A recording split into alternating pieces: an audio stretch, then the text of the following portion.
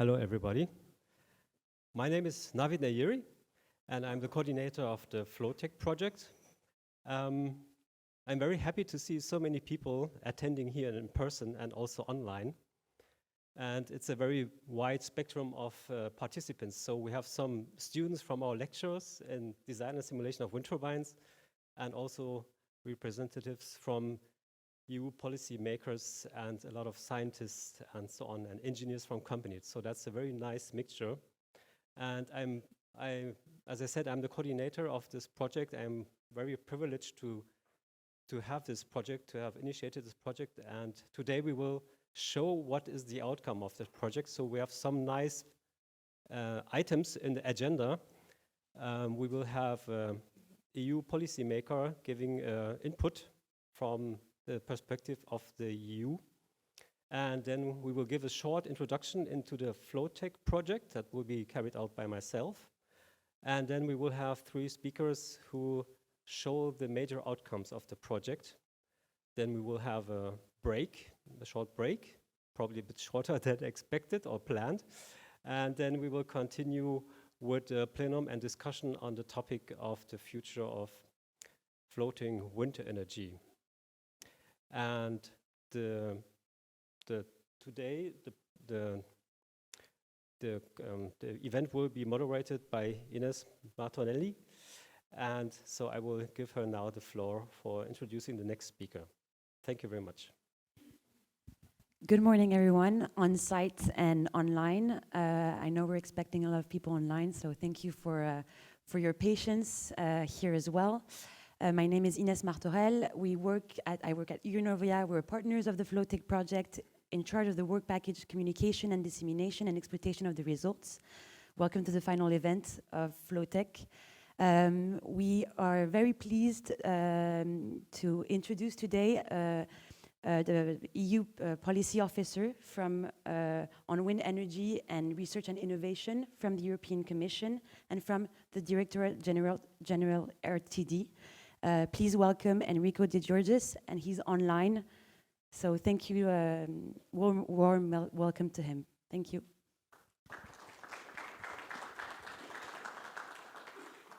Good morning, everyone. I hope you can hear me well. Good morning from Brussels. I would have liked to be there with you, but not possible, sorry. So, I've already been introduced. Thank you, Ines. Very briefly, what I would like to touch upon with you today, just to introduce this event. I'm not going into technical details, but I would like to remind us some key figures on wind energy in 2022 in the EU, and then we've mentioned some recent EU policy and legislative developments, and then give some insight on EU wind energy in research and innovation policies at EU level. So for key figures, I think it's always good to remind us where we are, what's the role of wind energy in the EU. We have today a bit more than 200 gigawatt of installed capacity in the EU. Large majority, 92%, is onshore, and around 16 gigawatt are installed offshore. New installed capacity in 2022 was 16.2 gigawatt. Again, with a majority onshore and 1.2 gigawatts offshore, with an increase of 47% compared to the previous year.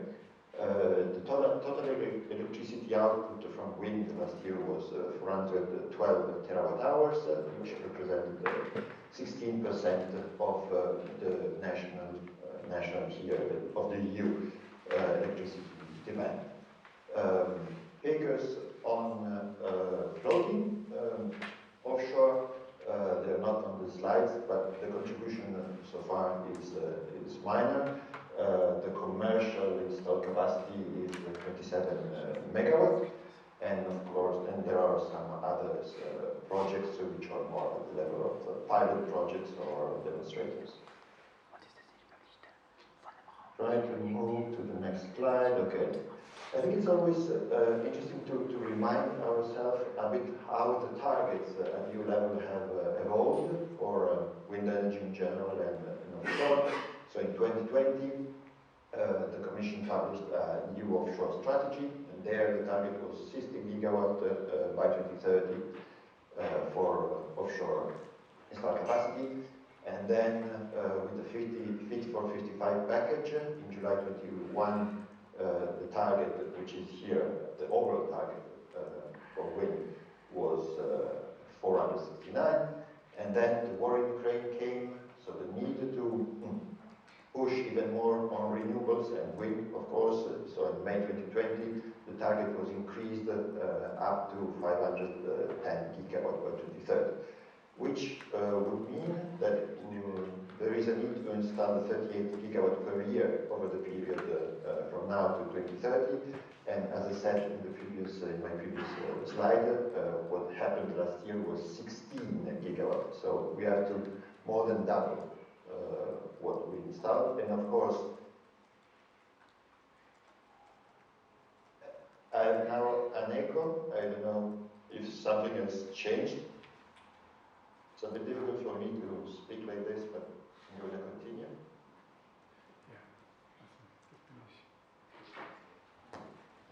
Yeah, you can continue. We hear you.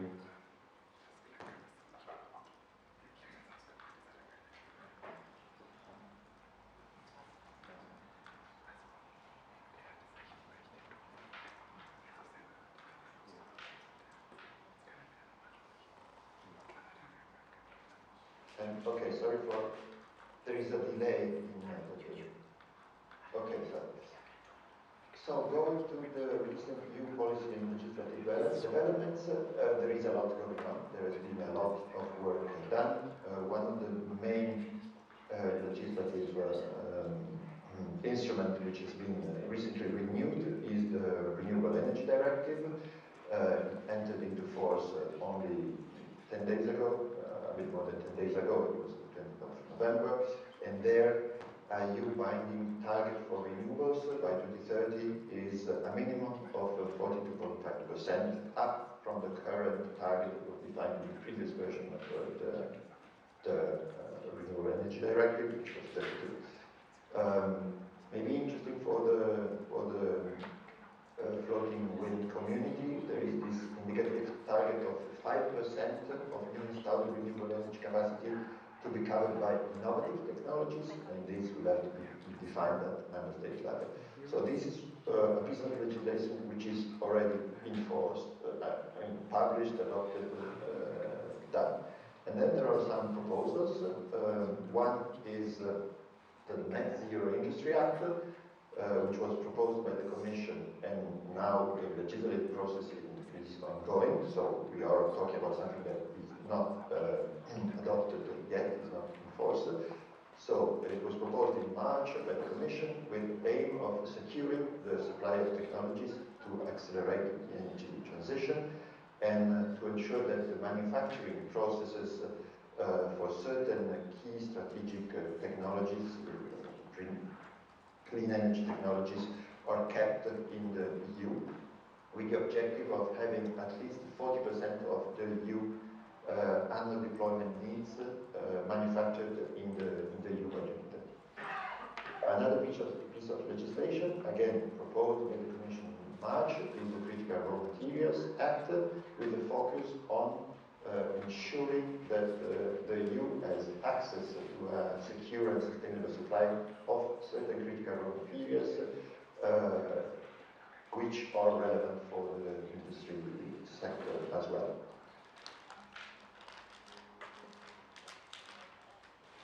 And then, even more recently, this is from October, the Commission adopted a communication on a European wind power action plan to ensure, again, that the clean energy transition goes hand in hand with the industrial competitiveness, and wind power continues to be a European success story. So several actions are defined in the action plan, like acceleration of deployment, improved auction design, how to ensure that companies have access to finance, how to ensure a fair and competitive international environment, action on skills and industry engagement and member state commitments. And then, as part of the same package, the Commission adopted a communication on delivering on the EU offshore renewable energy ambition.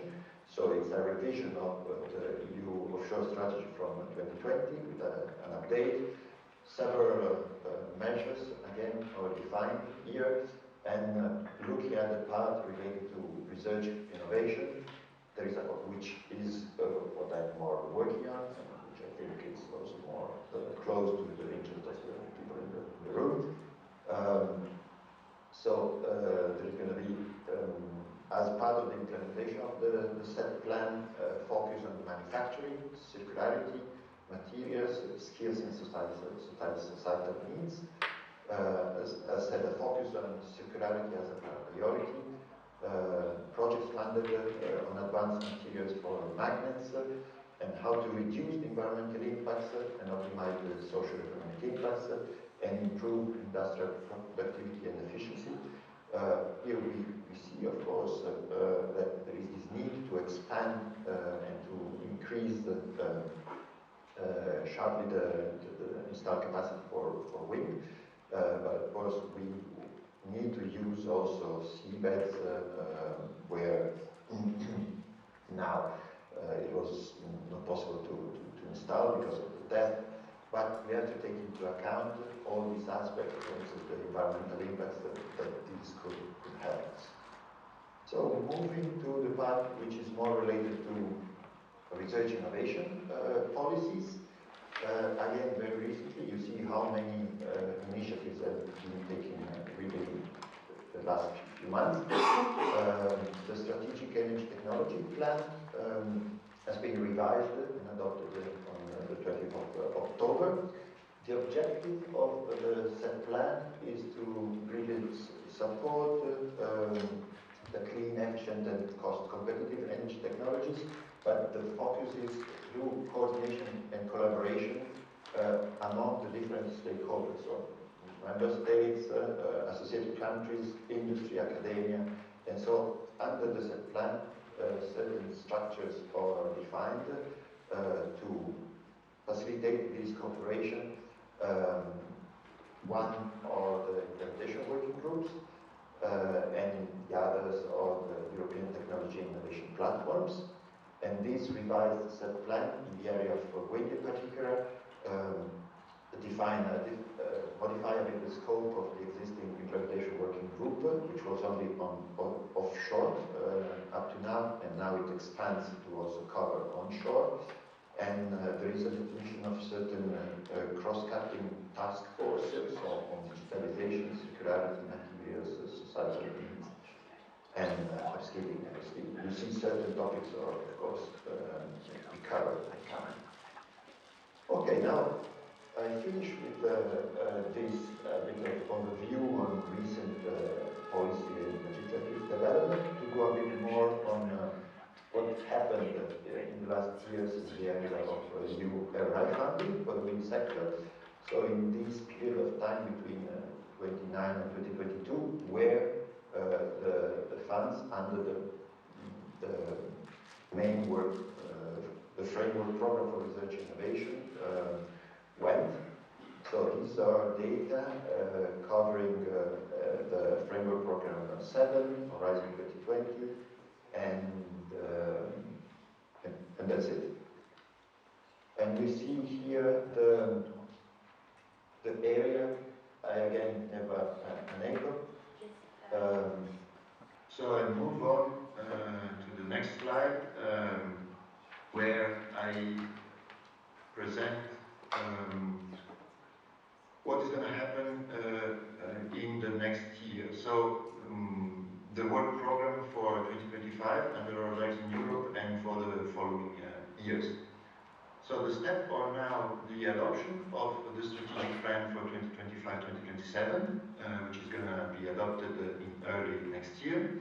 And then the work will start to define the future Horizon Europe work programs.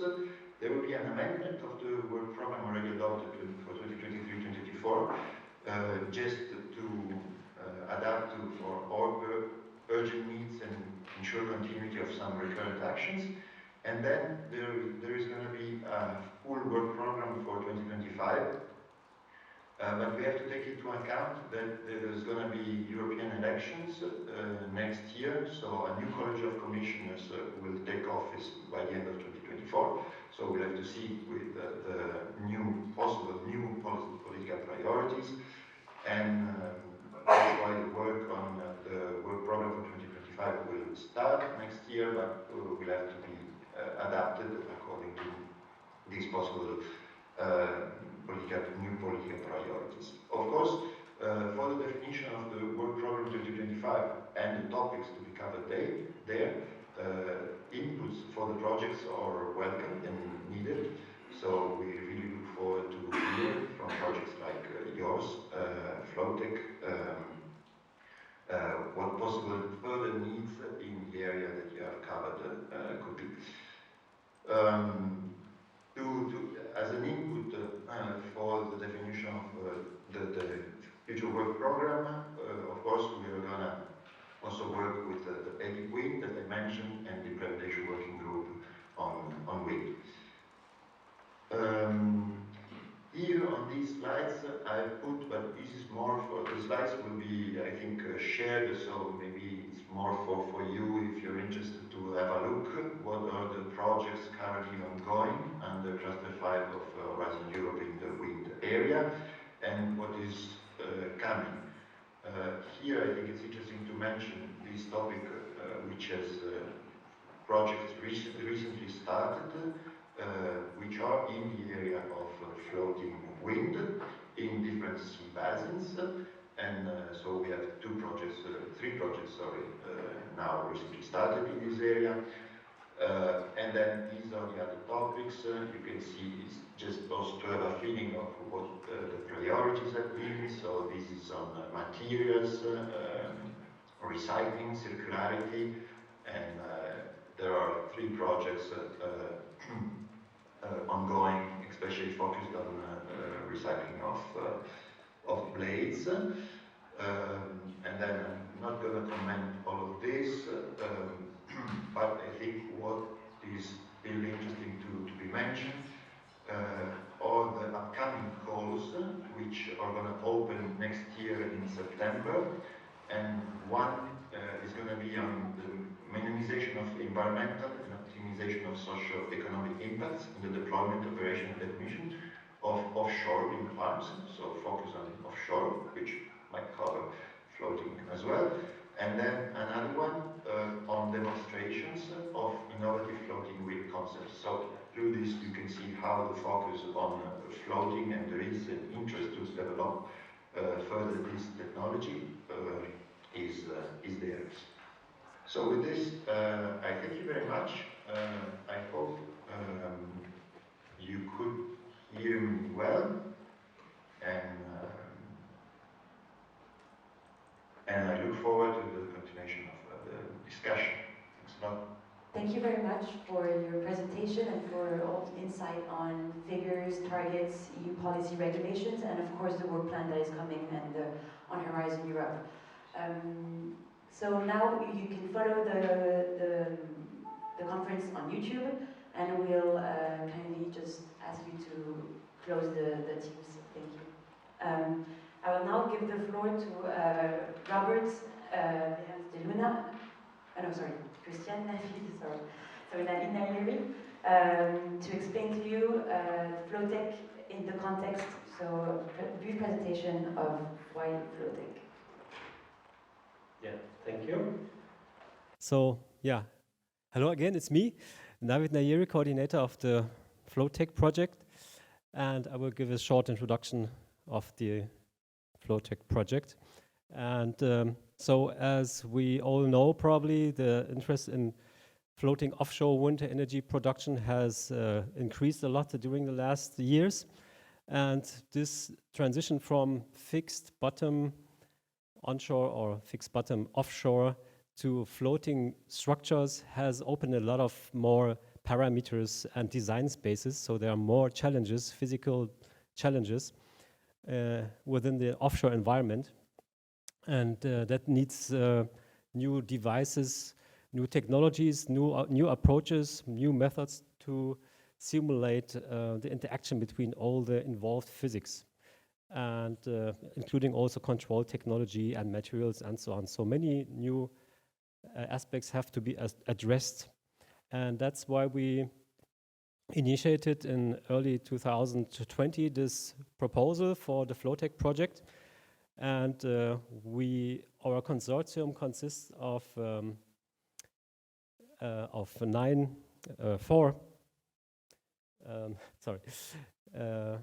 four academic partners from 4 European countries, and these include Ecole Centrale de Nantes in France, TU Delft in the Netherlands, University of Firenze in Italy, and TU Berlin, which is here, and where we are the coordinator. And we have also industrial partners involved, like BW Ideol, Seapower, which is a mixture of public and company entity, and a startup called Next Ocean, and also Saipem as a big stakeholder within the offshore technology, and Euronovia as our partner for communication and dissemination. The project is funded by Horizon 2020, and the overall budget is 4 million euros, and it started in January 2021 and ends in this month. So, and that's why we have this final event. The objectives of the project are to maturate the technology relevant for the floating wind energy by developing a design and simulation environment which allows to take into account these complex interactions of the involved physics like aerodynamics, hydrodynamics, structures, aeroelastics, and control. And this design environment should be, of course, industrial level, so it should be able to simulate many parameters within a short time. So it should be usable by industry.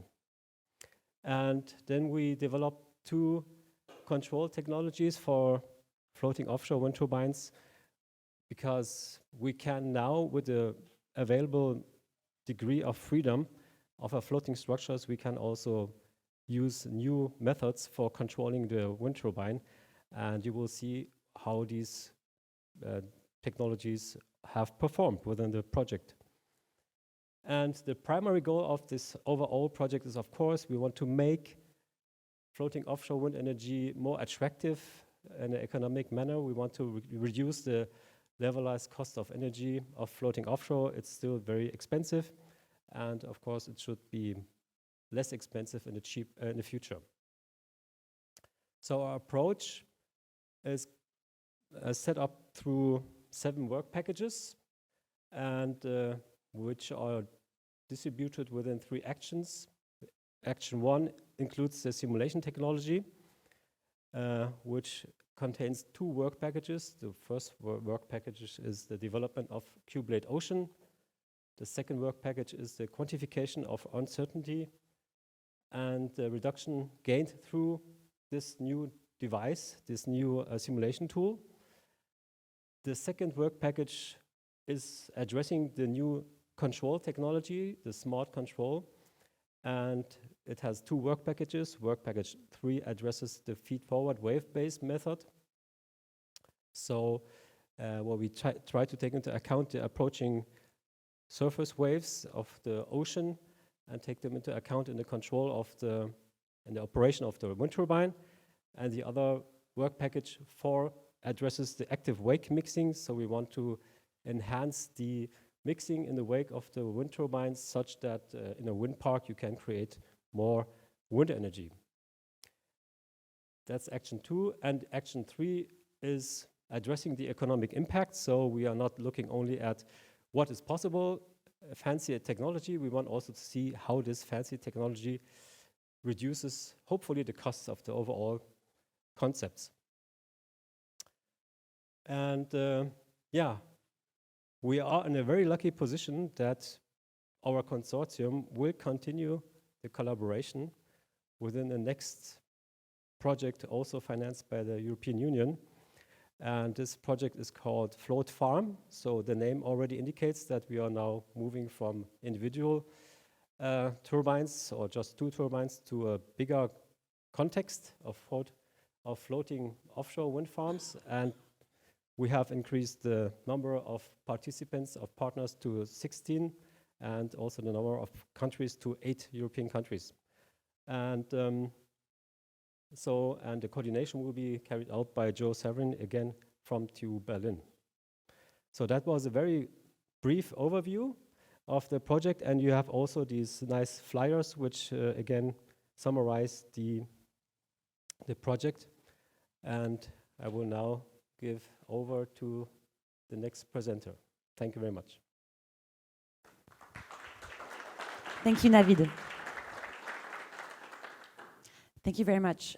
So one of the main objectives today is to present the outcomes of Floatech. The partners, the team has been working for 3 years, so we have 3 main outcomes. So first, a warm welcome to Robert Berens de Luna. So Robert, sorry for that. Robert works as a project manager at the Floatech project, and he holds a master's degree in engineering, and he's working currently as a PhD candidate specializing in floating offshore wind. And he'll be presenting with Guillaume Ducrozet, who's a full professor at Ocean Engineering School at Ecole Centrale de Nantes, and he's the deputy head of the LHEA laboratory. Thank you, Robert. Thank you, Ines.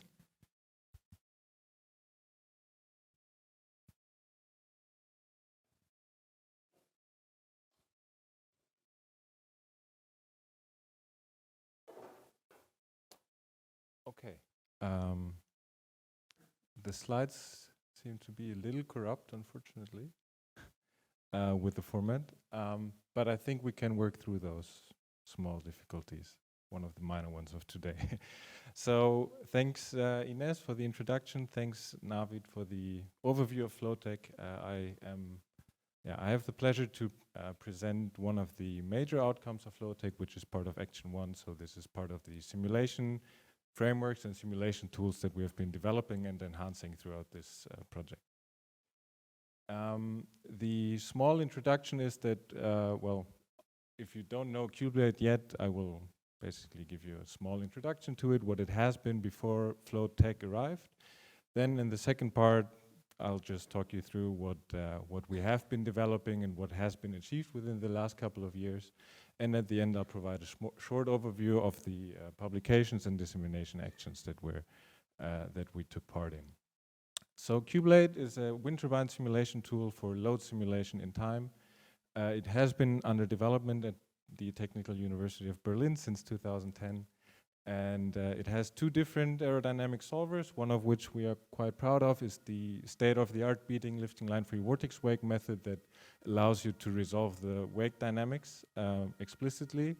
And we have also quite advanced structural simulation solver in there, which is based on the Project Chrono multiphysics engines, in case that tells you something.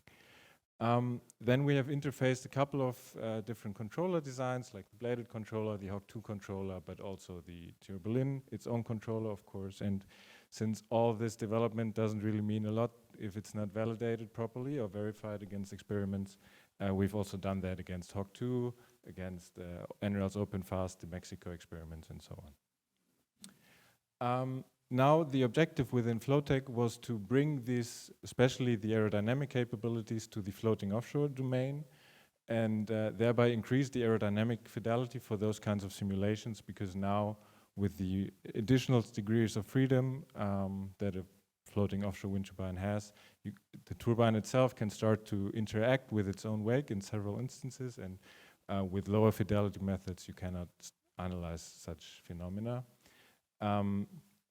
Then, since we resolve the wake explicitly, you can also start to try to model the interaction between 2 wind turbines that follow each other. So that's, of course, a step up compared to the BEM method.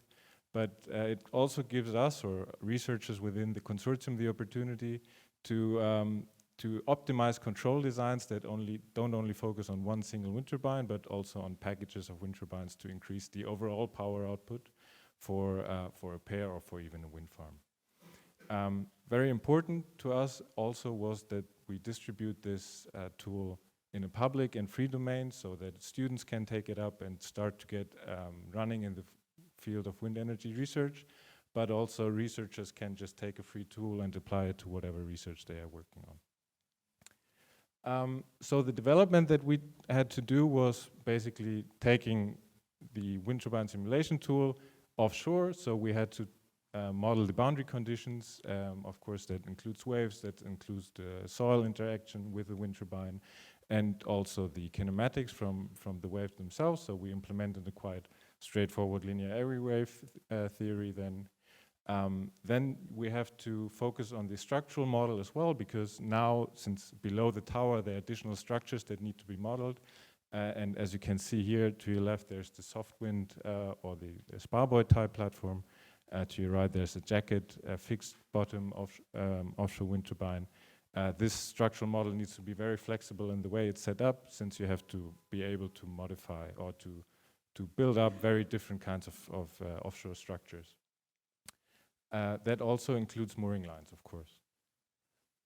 Here's an additional, or that reinforces the point, because one of the main topics I think that will still be discussed later on is that we haven't converged to a optimized floater yet, and there are several options out there, and well, to be able to land at a very good or the best solution, you need to be able to analyze each of them. So that tells you again how flexible the structural model needs to be. And of course, we need to model all the dynamics and all the forces that occur on a floating offshore wind. So above sea level, you have all the root bending moments, the aerodynamic forces, the gravitational and inertia forces, and so on. But then if you go below the surface, there's also the hydrostatics that you need to account for, the radiation damping, the diffraction problems, also the hydrodynamic forces that act on the softer cable elements of the mooring system. So for all those things, we started to implement several models. And to those of you who are into hydrodynamics a little bit, we have basically, we're matching the state of the art there, where we can model the substructure by splitting it up into a strip theory approach and then applying the Morrison forces to each of those elements.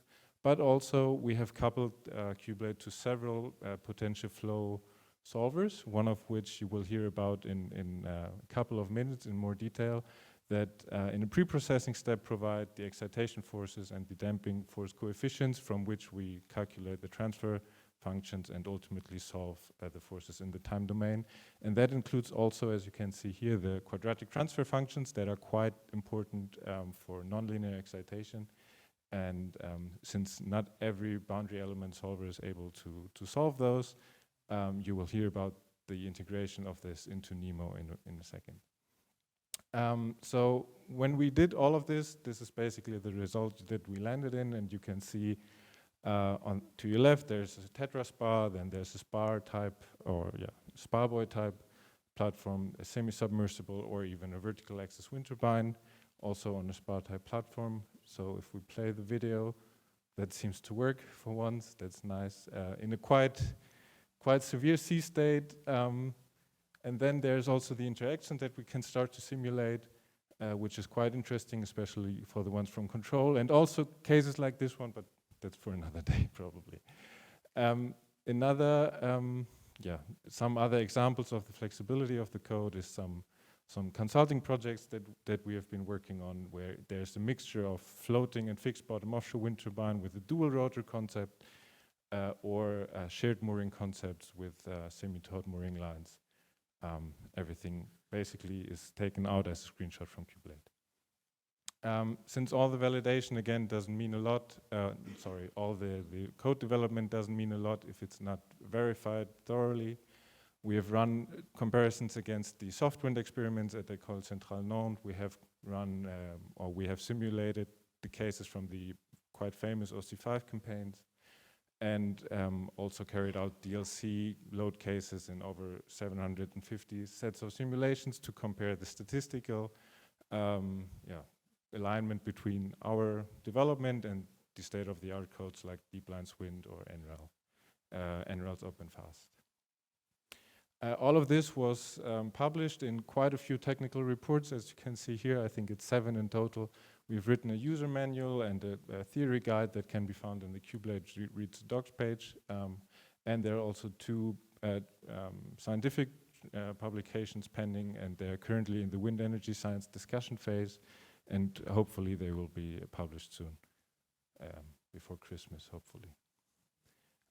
Then the code was launched in the middle of last year. We ran a public or a semi-public workshop with over 30 participants, and it was caught up quite well, and everybody got to know how to use these new features within a 2-day workshop. The website was launched during the same time from where you can access the documentation, but also you can download the code. And we have participated also in quite a few fairs and exhibitions and conferences. So lastly, I think we went to Glasgow, where we presented some of the results that I've shown you now.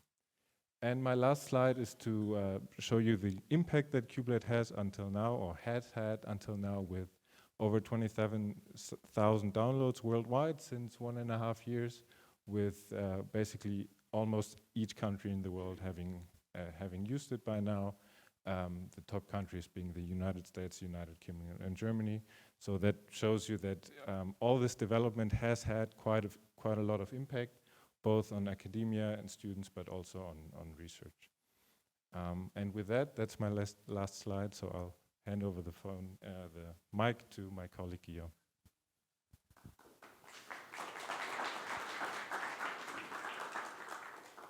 Okay, thank you, Robert. Yeah. Okay. Okay, so thanks a lot, Robert and Navid, and all the organizer of this final info day. So I will just continue what Robert was saying by making a small focus about NEMOH on the development that has been achieved during the Floatech project.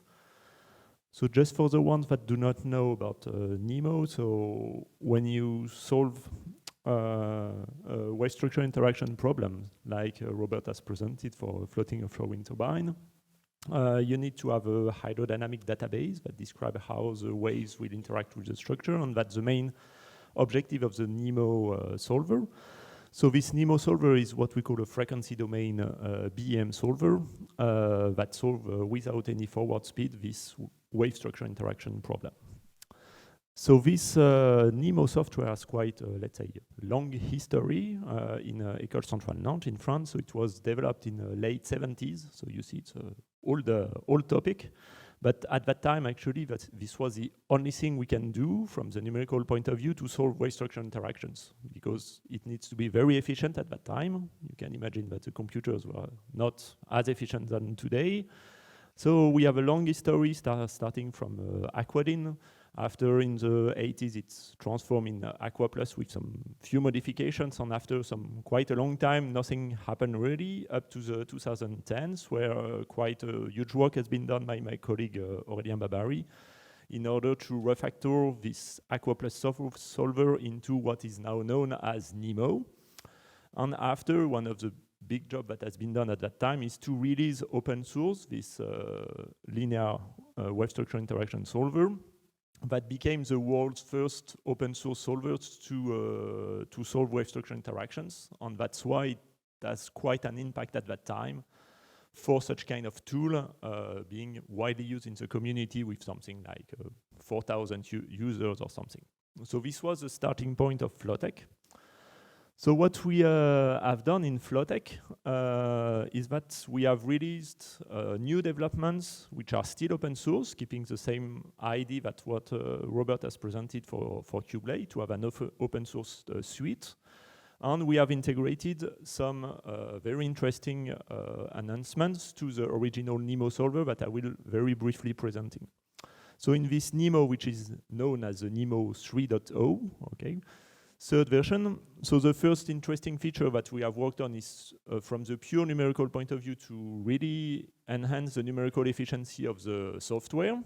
Not going into details, but it should allow us to have more refined grid, to take multiple platforms into account. So in order to have, let's say, more efficiency in the solution to address the problem in a more efficient way. So from a pure applicative point of view, that's always interesting to increase efficiency, even if those kind of software is pretty fast if you compare to time domain solvers.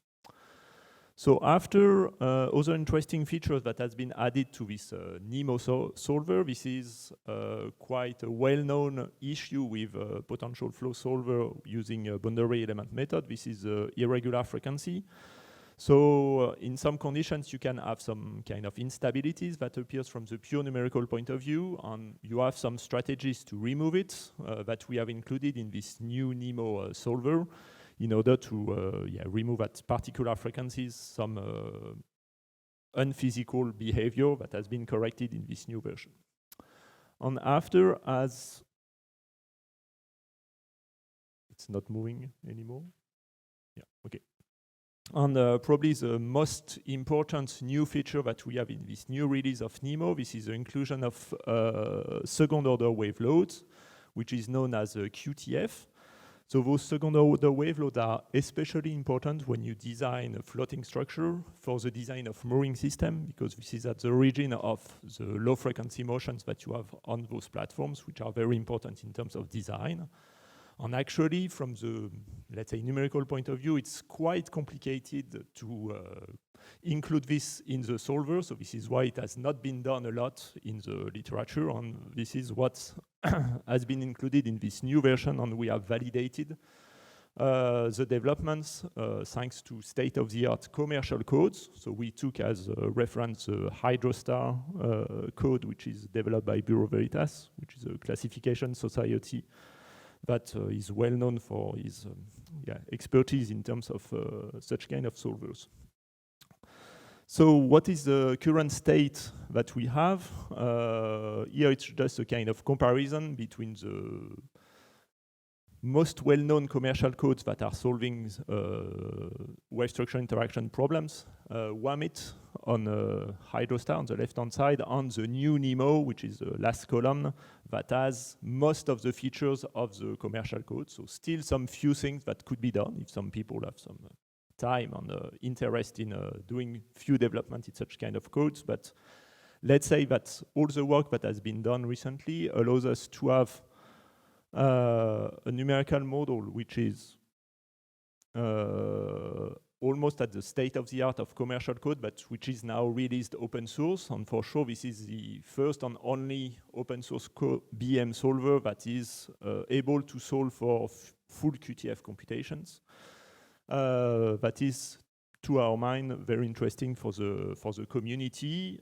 So as Robert has mentioned also, we have several publications on this work, so if you are interested, you can have a look at it. I thank you all, and probably we'll take some questions with Robert. I don't know how it is organized, but thanks a lot. Thank you very much. So now I'll give the floor to Jan-Willem van Wingerden, please. He's a full professor at Delft University of Technology and working on wind turbines and wind farm control. He'll be talking about the control technologies, and that was a collaborative work. So even though he's from TU Delft, this work was also done by TU Berlin, ECN, Seapower. Thank you. Yeah, thank you for the introduction. Let me see.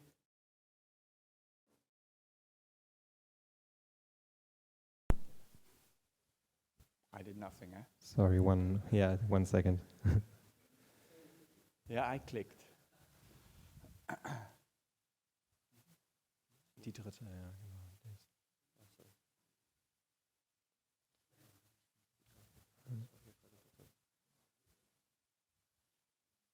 Right, now it should be fine.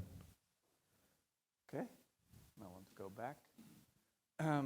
Yeah, so I have the honor to talk about the control technologies, and I would like to acknowledge indeed the shared work with TU Berlin, ECN, and also Seapower. So I'm going to talk about the control technologies already introduced by Navid, That's covered in work package 3 and work package 4. So in work package 3, we are talking about feed-forward, wave feed-forward control. So I'm going to talk about that. And I'm also going to talk about active wake mixing. So let's start with the first technology. So let's start with the first technology. It's wave feed-forward, and where we started and where we are now.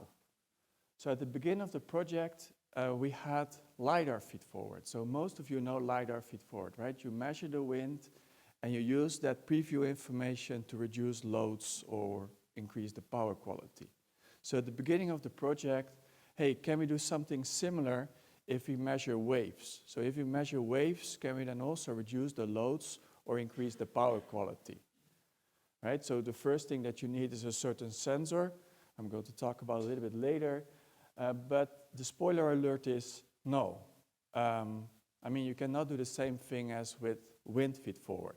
Still, you can reduce the loads, you can improve the power quality, but you see that most of these things are dominated by wind, or you need really big pitch actions. Spoiler alert. So I will come back to this. So what is it? What is the concept? So we have a nice floating turbine with a nice fish there, thanks to Daniel. And then we have preview information. So we have preview information, so we use the technology from Next Ocean, also a project partner. And Next Ocean is providing us with a preview of the incoming wave forces. So then the question is, if you have these wave forces on the floater, can you use that information to increase the energy capture, higher energy quality? Or can you also use this to have a load reduction? So that are the two questions.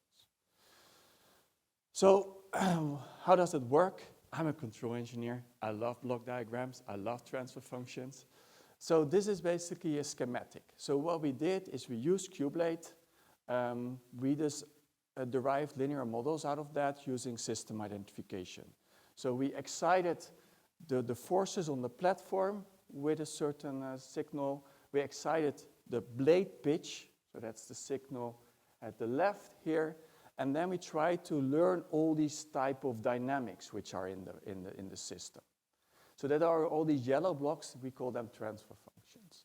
So if you have them, then for instance, you would like to control the rotor speed, or you want to control the platform motion, then you just take these transfer functions and you come up with your feed-forward law.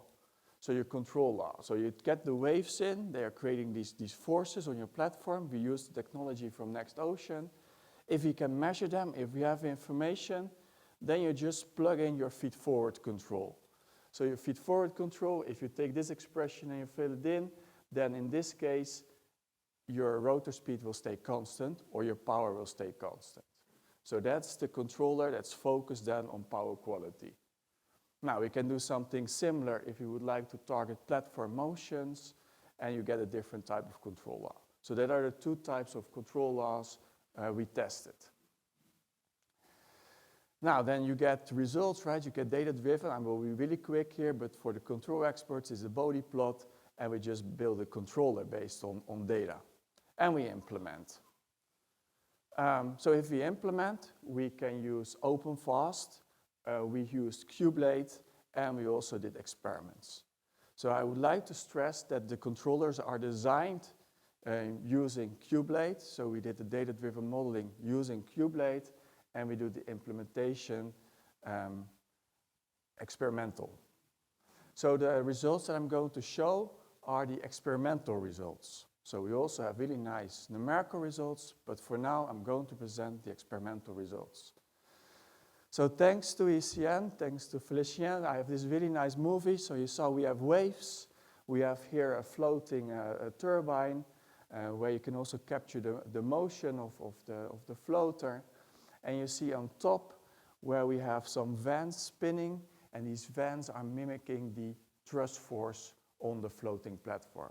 There's also a system that can measure the waves, and again, we can then predict the forces, and then we can do feed-forward control. So these experiments took place earlier this year. It took some time and effort to get the controllers working, but at the end, they did. So now I have to make sure we go to the next one. So then typical results. So what you see here at the left is time domain. At the right, it's frequency domain for a certain condition, in this case, low turbulent conditions. And this is the baseline, so only feedback control. So this is power. This is what the actuator is doing, our blade pitch. And this is the platform motion. And here you see the spectrum. So if we now have a controller that will target the power quality, right? So that's one of the objectives. Then you can see in the time domain that, hey, if you look at the power, maybe it works a little bit better. If you look at the frequency domain, the red one is below the blue one, so it seems to work. But it doesn't affect the low frequencies because there we have wind, right? We cannot use wind because this is only using wave forces. Then you also see that, hey, this pitch requires quite some pitch action. So you have to turn your blades quite a bit. So then you see that your action is going up. And here you see the platform motion. There's an increase even a little bit of your platform motion. So what you can conclude here is that you can increase the quality of your power signals, but I mean it's really dominated by wind.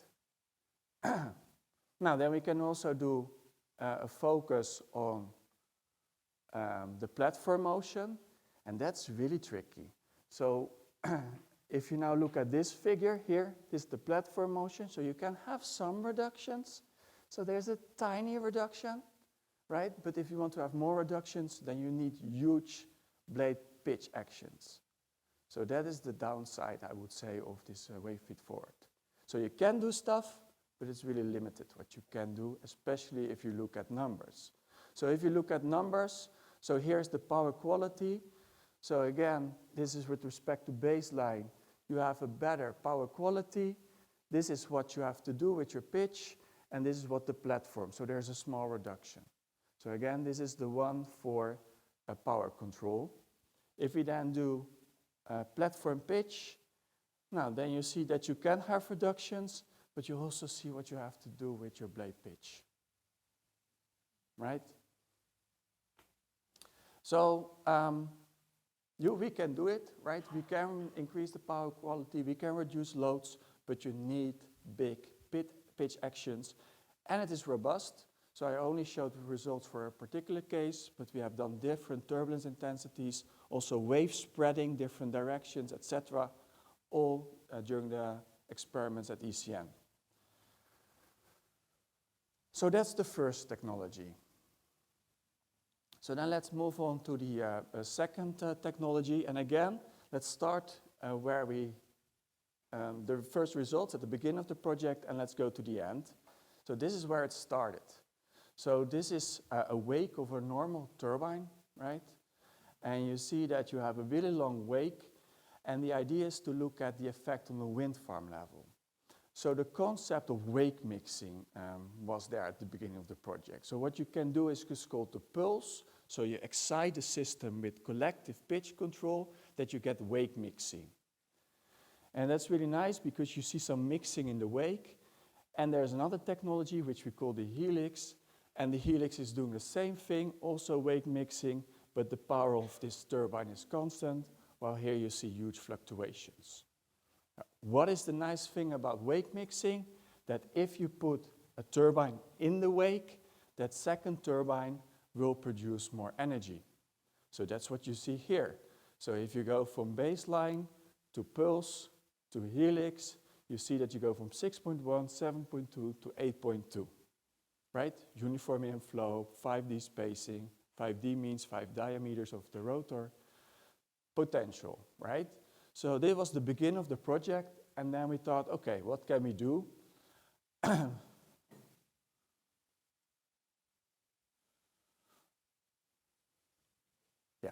So then the begin.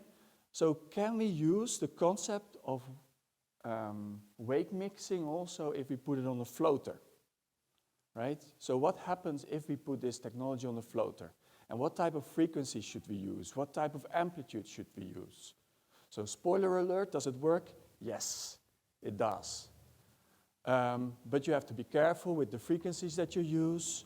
You can do co-design, so that's something we did with Seapower. And you have to be careful with the type of floater that you're using. So also the platform dynamics matters. So that's the spoiler alert. So how does it work? Again, thanks to Daniel, this animation. So there is wind coming in, and if you are going to do the pulse, then you change the thrust force. So if you change the thrust force, the platform is starting to move. So you can imagine if you have the right dynamics there in the wake, that you get maybe additional wake mixing. That was the concept. So that is for the pulse. And if you do that for the helix, what you do with the helix, you make a yaw moment and you make a tilt moment. So you can imagine if you have the right design of your platform, I'm doing the helix, Daniel, so then you get additional yaw motion of your platform. So can you then also have a little bit of wake steering if you have the helix on your turbine. So again, we use QBLADE. We use QBLADE a lot, especially also with multiple turbines. It was really useful. And we also did experiments. And again, today I'm only going to show the experimental results. We also have a lot of numerical results. So these results are relatively new. They are from a month or two ago. So what did we do? We put a scaled turbine in the wind tunnel in Delft. So you see it over here. And this small turbine has the capabilities of doing individual pitch control and collective pitch control. And we also put it on top of a motion platform to mimic floating motions. Now, in the picture here, the right, you see at the back, you see some kind of seeding system. So what we do is we put soap bubbles in the flow. Now, these soap bubbles, we then capture with a couple of cameras, and then we look at all those soap bubbles, and then we can reconstruct the flow. That's what we have done. That's what Daniel has done. So then some cool movies, that's how I should call it. So here you should see the wind tunnel in Delft, and here you see underneath the plastic, there's the hexapod. We have to protect our hardware, right? We're working with soap bubbles. And then you see also the soap bubbles, and you see the light on top, right? A typical experiment is like 10 seconds or so.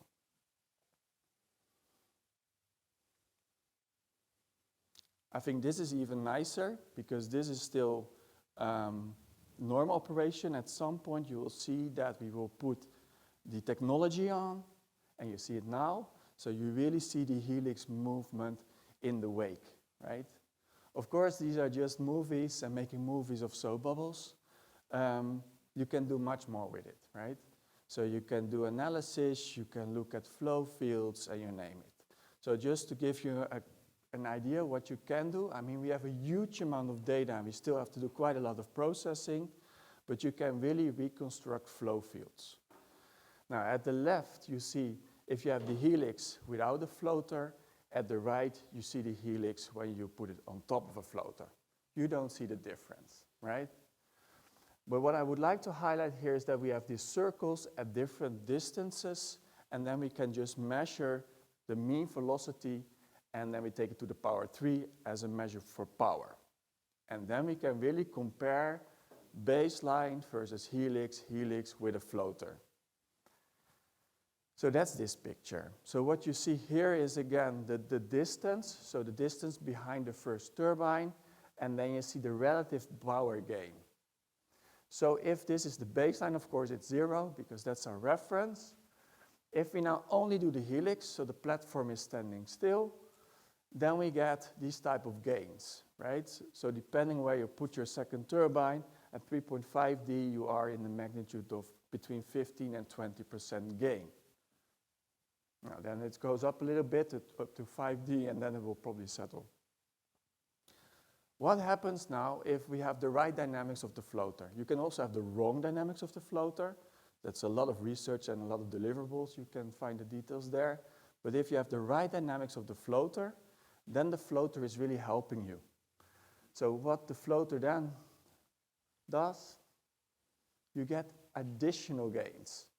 Based on the movement of the floater, then you go from, again, if you go at 3.5D, from between 15 and 20, you go between 30 and 35%. So what you see here is the huge potential what you can have with wake mixing on a floater if you do the design right. Right floater, right frequency, and you name it. So to conclude, wave feed forward, yes, we can improve the power quality. Yes, we can reduce loads, but we need huge pitch actions, blade pitch actions. Wave mixing, yes, I think wave mixing really has a huge potential, up to 10%, also if you go to more turbulence, intensity, and QBLADE simulations, because of course the wind tunnel has nice uniform inflow. And we're ready for the next step, so we also will continue in float farm with wake mixing. So that's it from my side. Thank you for your attention.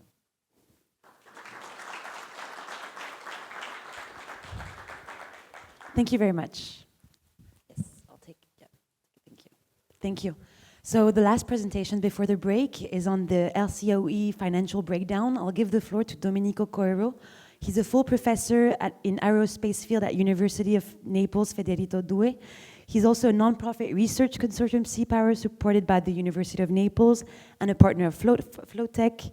And he has more than 30 years experience in renewable energy from wind and from ocean energy. Thank you. Thank you.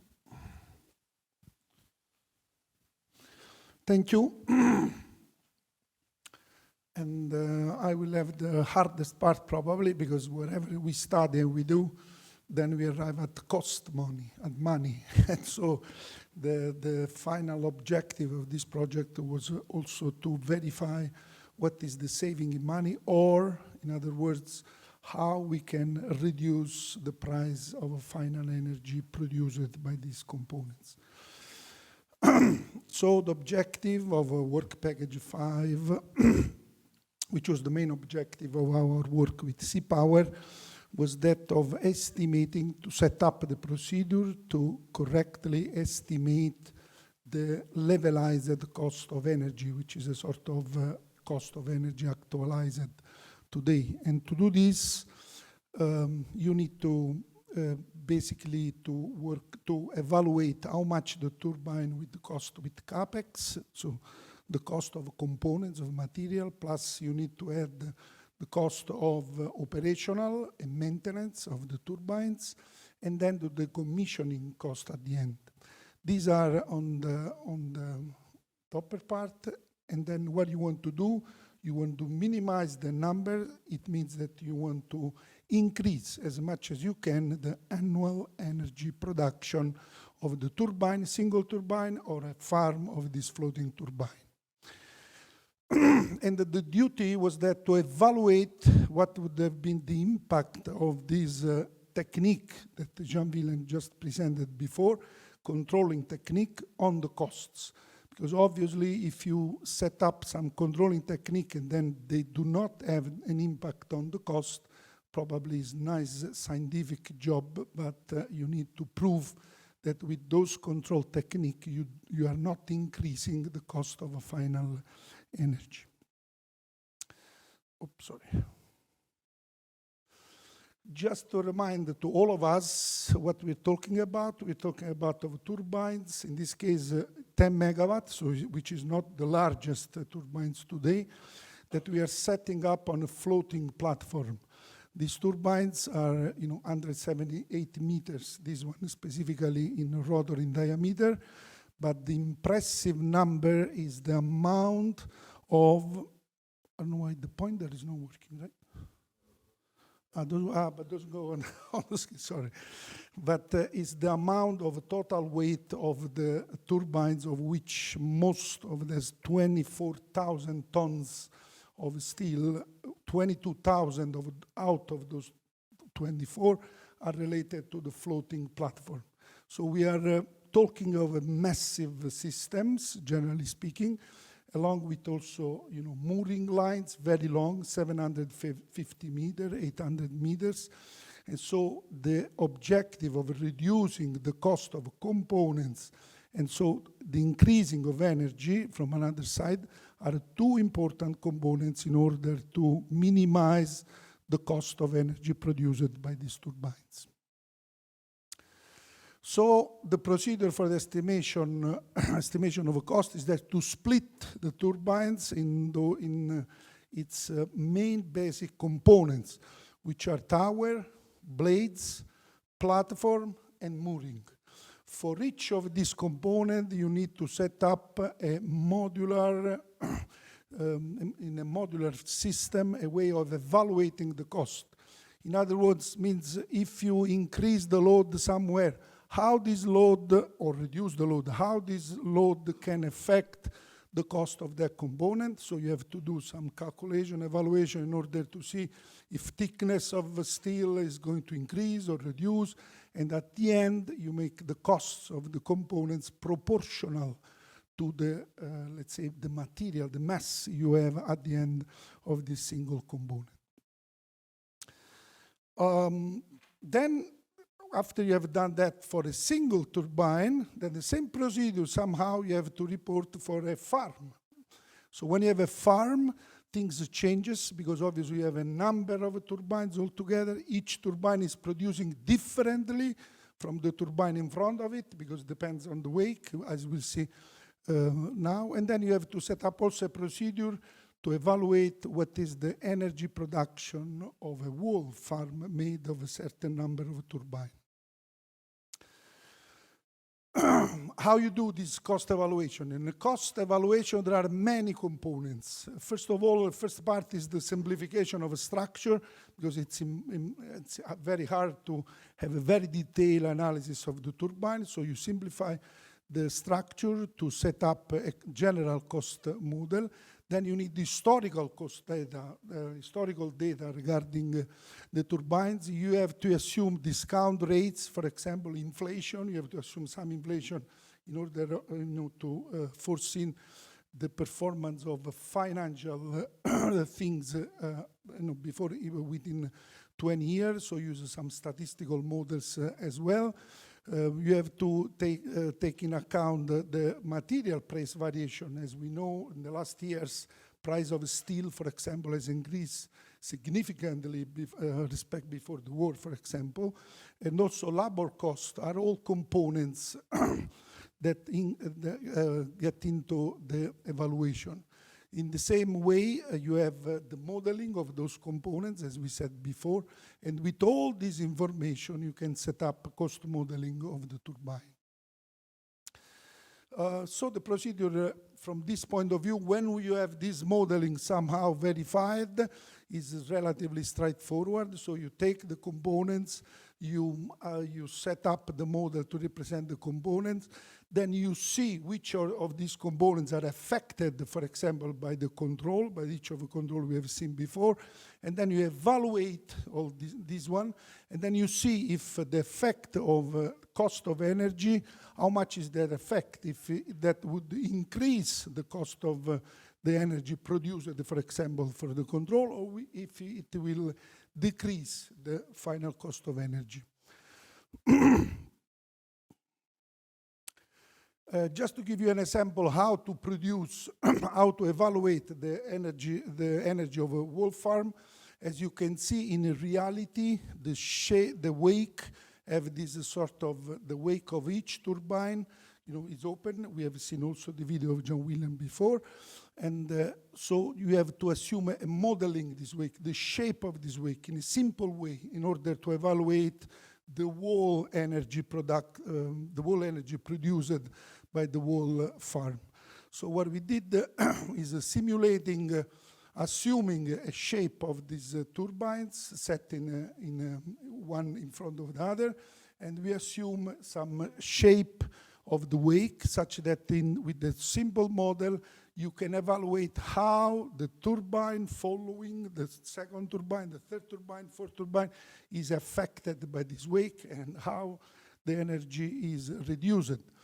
And you have to do this in a combination taking in account the wind variation and also how the turbines are set in the farm.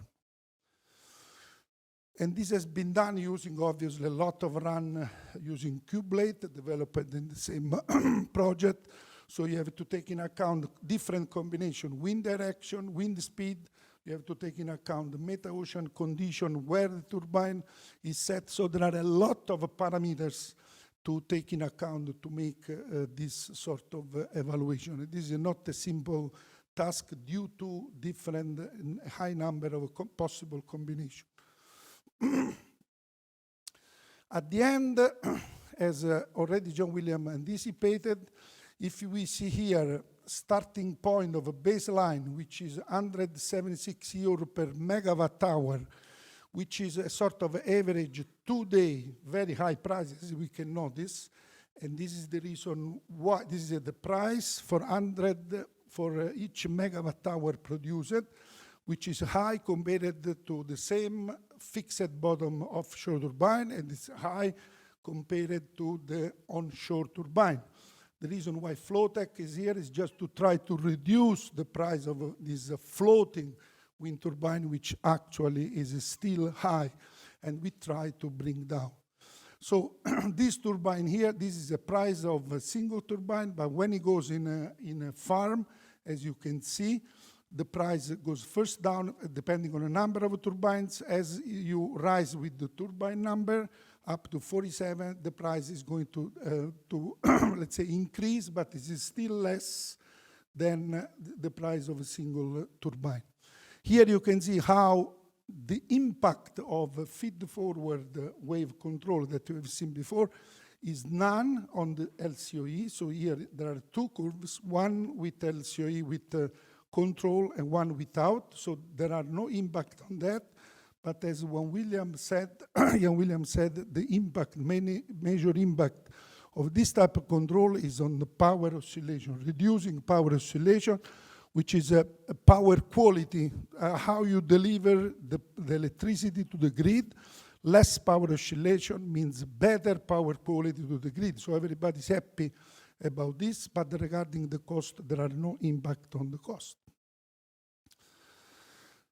Differently from that, the active wave mixing, as John Williams showed, shows a very significant reduction, also almost independently on how many turbines we are installing. Actually, in case of using this control, we can see that the rate of increasing the number of turbines is less respect to the case of not having that control.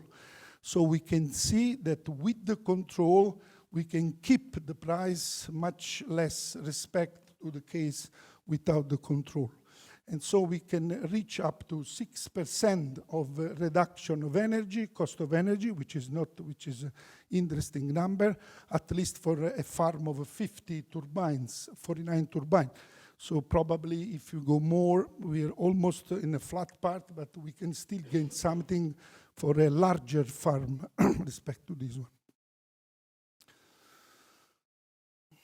So the conclusion, as we do, the good part of this project is that we have developed somehow a model for generally, let's say, represent the cost of the turbine, not only the cost of components of a turbine, but also the cost of energy for a single turbine and for a farm turbine. This can obviously and will be improved probably in the next project, but as far now is a good basis to, let's say, to be implemented probably in the future inside, let's say, the general procedure for designing the turbine. So you can include the cost evaluation directly in a design procedure such that the design will take directly in account the cost of a procedure, or also, for example, the control. At the end, we could come up with a 60% reduction of LCOE, which with the wave mixing, as we said, wave mixing control technique, which I think is a good, I mean, at least now on the paper, is a good results. Okay, thank you very much.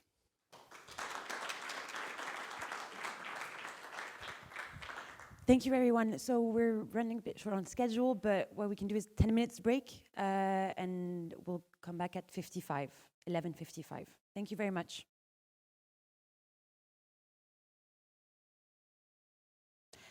So, for the next speaker, evolving landscape of offshore wind, it is time to delve into a crucial aspect, often overshadowed, the gender perspective.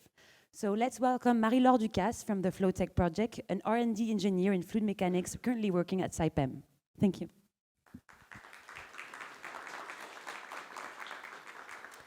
Okay, thank you, Ines.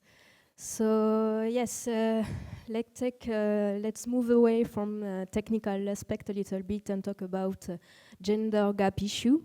So as many projects in technical field, we have an underrepresentation of women. And even if you are a poor observer, you have seen that up until now, only men have made some presentation. So just maybe not everybody know, but in European project, we have a gender equality plan in place, and it's a criteria for all the projects from EU country or non-EU country. And for the Floatech project, sadly, we had a really bad gender equality index. So based on that, we decided to organize a webinar next September, who was called Women for Wind, and we wanted to encourage women to pursue career in wind energy sector. Okay, so during this webinar, we wanted to highlight all the initiative ongoing and to share our experience as women in wind energy sector. So here, just a reminder of a few initiatives ongoing. We had Laura Alonso Garcia, who talked for the MATES project. So it's a project on maritime side, but on shipbuilding and offshore renewable energy. And on this project, they try to emphasize the role of women and highlight the diverse career opportunity. We have also the chance to have Sarah Barber for Eastern Switzerland University of Applied Science, who talk about a new committee called Diversity, Equity, Inclusion, who was built in the European Academy of Wind Energy. So this new committee wants to address question about women gender, but also all minority. We also had a presentation of role model from our project. So with Magali Mourez from BVDL, myself, so more on the industrial side, and also Sandrine Aubrin, who was represented the academic side on our project. And we had also the chance to share the experience with Vasiliki Klonari for an institution, Wind Europe. So on this webinar, our goal was also to have to give a picture of what we are talking now. What is the representation of women in the wind energy sector? So just to start with education and research side, if we take all the field, women outnumber men in the up until the master level. But if we focus on certain field, like the one which called STEAM, so the one we concern us on this project, so STEAM stands for Science and Engineering student, Science, Technical, Engineering and Maths. So on this field, we see that it's not anymore 50% of women, but it's dropped down to 32% of women at level 6 and 7, so it's master level. Level 8, it's at the PhD level, so we go up to 38%. And as in a lot of area, when we go to the top position, we call here grade A, so it's for professor level position, we go down to 70%. So now away from academy, but in the industrial side, the employment of women in the wind energy sector. So as you can see, 32% of women work in the renewable workforce. But just if we go to only to the wind energy workforce, it just dropped down to 21%. And what is always interesting is to break down this number into a function. And as you can see in the administration function, so all the support staff, we call it, we have more women with 35% of women. But if we look at the STEAM, what we talked earlier, so STEAM, it's mainly engineer position, we drop down to 14%. And as previously, top position, senior management position, go down to 8%. So another point, it was a survey, online survey, proposed by Irena, and they'll also ask a question about perceptions. And it's always interesting because it tells a lot about us. So one of the questions was the perception of gender-related barrier in the wind sector between men and women. And as you can see, only a third of male acknowledge the existence of gender-related barrier compared to 2/3 of women. And again, about perception, so they ask about who is paid more in the wind energy sector. We don't have number, and it's just perception. But as you can see, men think that so 76% of men think that women and men are paid equally, and women are not agree on this point. So just to finish, a few feedback and conclusion. So we have seen that women represent only 21% of the wind energy workforce. And we can compare this number to the 32% of the all renewable sector and the 22% of traditional energy industry, like oil and gas. During this webinar, we also have seen that we have a lack of data for women in academia, working only really specifically on wind energy. And now what we need to achieve is closing the gender gap in the STEM, as I will remember, 14%. I think it's a number, a guess, which should be also around this number for academy sector.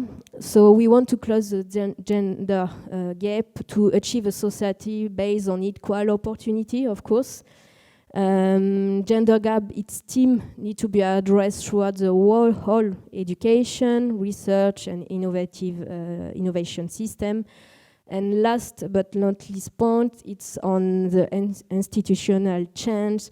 So we have unconscious bias, we have structural barrier, but we are also full of stereotype, and we need to break down all these stereotypes if we want to have a better balance in gender for the next generation. So thank you for attention. Thank you, Marie-Laure. Sorry about that. So now we'll welcome online Joe Saverin, who studied engineering and mathematics at the University of Queensland. So I think everybody can hear me? Yeah. Hi, Joe. I was just presenting you before. Yeah, thank you. So. Okay, it's working.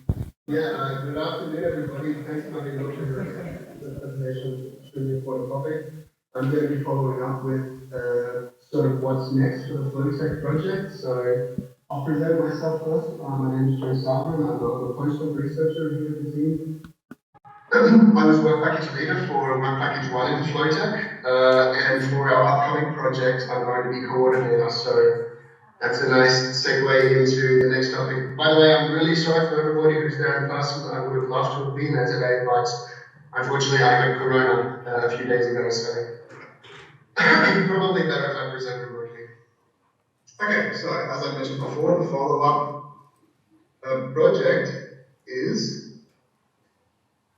so obviously all of the presentations today have been showing the excellent work that has been done in the Floatech project. It's been an amazing collaboration, and we're very keen on working together with the same consortium. And the good news is that we will be doing that in our follow-up project, which Navid mentioned also before. So it's nice to publicly announce this for the first time. The name of the project is Floatfell. As Navid mentioned, you can tell from the title that the concept of the research really is moving from single turbine focused technology up to farm level technology. So that's what I'm going to be presenting in my presentation today. And I'll begin by sort of jumping in with sort of some of the overview of the project. So some of the key points. It was a Horizon Europe call at the beginning of the year, a research and innovation action, which we submitted the application to in March. This was approved in July 2023. It was a fantastic day because it meant essentially we would get to work together for another couple of years. Float Farm, as opposed to Floatech, is a 4-year project, a slightly larger budget, and the consortium has also grown. So whereas in Floatech we had 8 members, in Float Farm we're going to have 16, so it's a significant consortium. There's a lot of partners, but the good news is that it's a very nice mix of academia and industry. Okay, so I think we have a really healthy mix. We've added 3 academic partners, 3 really strong academic partners, and also we've added, I think, probably 5 industrial partners. So we're really jumping ahead. We're bringing in new technologies, and that's kind of what I'd like to go into more detail about now. Is what's the contents of the Float Farm project. So I'll give you an overview first with our typical abstract. Here we see a couple of nice things together. There's quite a lot going on in the image, but if you want to get sort of a simple breakdown of what's happening, it's best to look at the 3 actions of the project. So with action 1, we're looking at technologies which are applicable to a single forward isolation. So this is similar to what was happening in Floatech, but we're advancing the technologies there further. So I'll go into a little bit more detail in the following slides about what precisely I mean by that. In action 2 is where we're really looking at these farm level technologies, okay? But there's 2 work packages connected with that. One really nice and I think important feature of Float Farm is that there's going to be a lot more focus in this project on both environmental and sociological impacts. Okay, we also have a work package on economic impact, similar to what was presented previously by Professor Coelho. We also have a work package devoted entirely to environmental impacts, looking at questions, for example, what's the impact of noise in the marine environment? What are some questions about circularity that we perhaps can answer? But I'll go into more detail about that soon. And finally, there's a cross-cutting action which kind of spans across all of these actions, and that's bundled into work package 7. So if you want to get a bit of a detail about the individual work packages and the communication between work packages, we prepared this diagram, and we see that we have essentially everything is really communicating through work package 7, which is where we're going to be doing multidisciplinary design analysis and optimization. And that's connected with work packages 1 and 2, turbine level technology 3 and 4, farm level technology, and 5 and 6, which is really going to be providing inputs for our objective functions for optimization. Is how can we design these really with the focus of improving LCOE on the one hand, or perhaps with the focus on reducing environmental impact. Okay, and of course, the standard termination communication and project management packages on. Okay, so I'll jump into the individual actions. This is a very high-level overview, by the way, because of course there's a lot of details. It's quite a substantial application, and we're really doing quite a lot of the projects. So I'll just present at a high level what we're doing here, and I encourage anybody who has questions or is interested in the project, the players, or the research direction, feel free to get in touch with me at my email address here. Okay, so work package one is titled Advancements in Floating Turbine Design and Control. So it's being headed by Uni in Florence. So in this project, in this work package, we're going to be looking at a new reference wind turbine, which is configured for low wind speed regions. We're also going to be pursuing the control technology, which Jan presented earlier, feed for wave control. And we're also going to be looking at a new novel generator type, which has the potential to drastically reduce mass and rare earth material usage. In work package two, as opposed to work package one, which is in a very rough sense above the waterline technology, in work package two, we're looking really at the marine environment, looking at innovative substructure solutions, mooring solutions, dynamic cabling. And another really exciting topic is that we're going to be, in one of the tasks of work package 2, constructing a scaled 15 megawatt turbine, so 1 to 10 scale, in the Murray Lab test site in the Port of Naples. So this is a really exciting idea and task, because we're going to be not only creating our own substructure and constructing it, but also we're going to be putting a turbine on top. We're going to have access to the control technology. So essentially what this means is that we're going to have a test platform in a representative marine environment, upon which we, for this project and in future projects, can actually test new technologies. So I think this is a real game changer in terms of having a platform with which we can more simply facilitate pushing up the TRL level. Okay, so that's just action one. With action two, where, as I mentioned earlier, we work packages devoted to farm level technology. So here we're going to be extending the technology which Jan was describing before in terms of wave mixing, by looking at simulation of multiple farm technology, multiple turbine setups. Okay, so we'll have multi-turbine subclusters where we're going to be able to actually simulate and really look at how do we optimize control to improve energy yield and reduce LCOE. We're also going to be looking at things like turbine synchronization. How can we take advantage of the flexibility of the mooring system in order to position turbines such that wake interaction is reduced. Okay. In work package 4, we're going to be making use of the hydrodynamic tools which we developed in Floatech to look at the question of farm marine connectivity. So by that I mean shared mooring, shared anchoring, and we're going to be doing also a really impressive experimental campaign, the wave tank at Ecole Centrale, where we'll be looking for the first time at a fundamental investigation of shared mooring. Okay, so we have their test set up there. We're going to be providing a data set which is really useful for the development of these technologies in the future, for benchmarking, for example. And finally, action 3. So in terms of the technical, before I get to the MPAO, we have action 3, which is the environmental and sociological impact. So I went into a little bit detail about this before. What are we going to be looking at with these? We've got a few new partners in the project here, which are going to be looking at sociological impacts. We're also going to be looking at the technical side of the generation of marine noise through operation of the wind farm, and take a look at not only what is the marine noise generated, but then the next step in this research is to say, okay, what is the impact this is going to have on marine species? Okay, so we have a really strong partner, France Energy Marine, who have models for this sort of interaction. They're going to be looking at that and saying, okay, how can we maybe design our farm or our turbine units in such a way to reduce this marine noise so that the impacts on the marine fauna are reduced.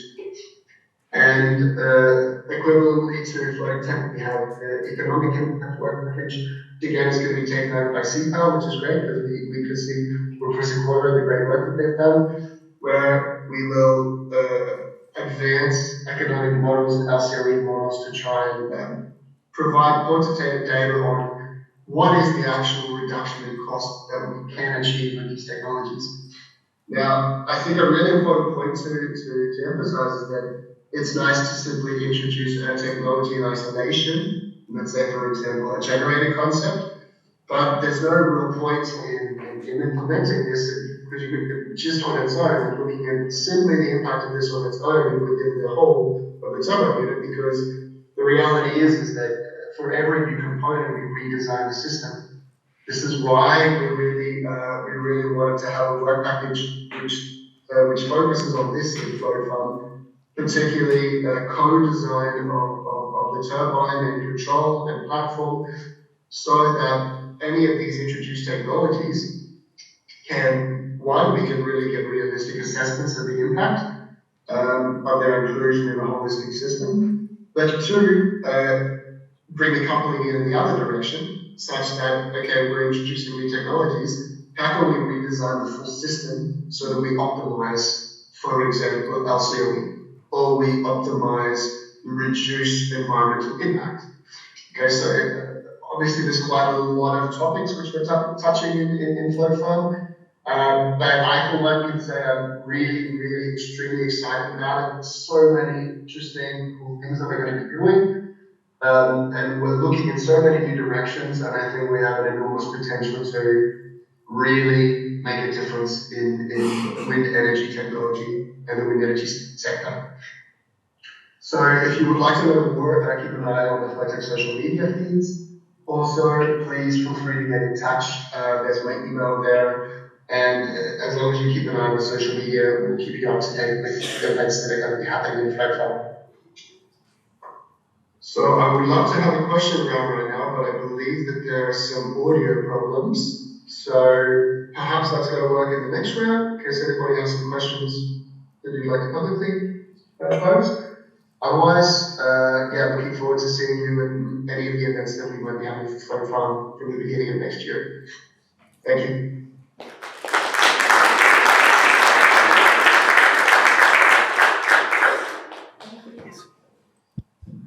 Thank you very much, Joe, for this really insightful presentation. I'd like to thank you, all the speakers this morning, and congratulate all the Floatech partners for achieving this project. Do we have any questions? I know that from online we don't have any questions. People are a bit shy, but do we have questions from the audience? No questions. So that means that all the presentations were really, really understandable and you got everything and you have nothing to ask. Okay, well, good. So the good news as well is that despite of the technical issues, we're right on time. So if we don't have any questions, you can go have lunch for an hour and then we'll come back here. And we're really happy because the second part of the day is a panel discussion which will be moderated by Lisette Ramirez from Wind Europe. So if we have no questions, let's meet in 1 hour for the panel discussion on the future of offshore wind. Thank you very much.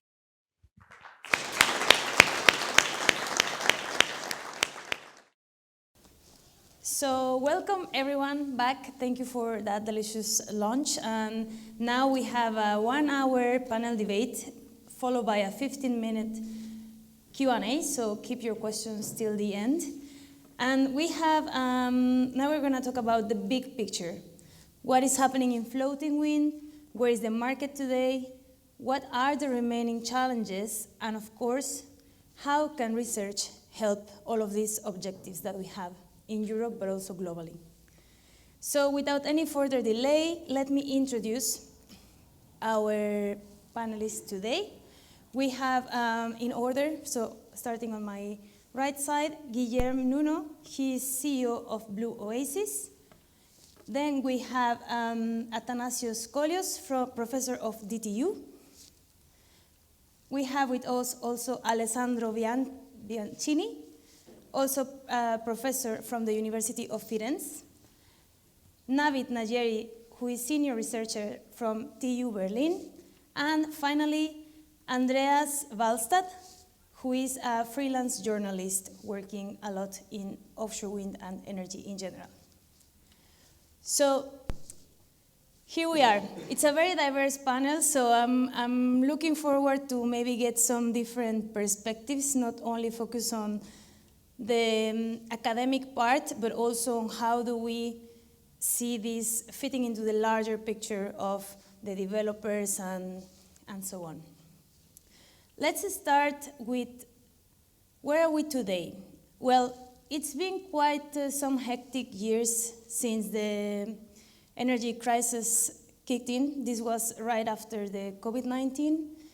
And of course, the inflation has changed a lot all of the commodity prices that we have.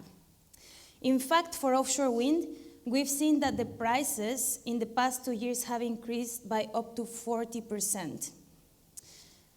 This is impacting projects. We see also less and less projects getting financed.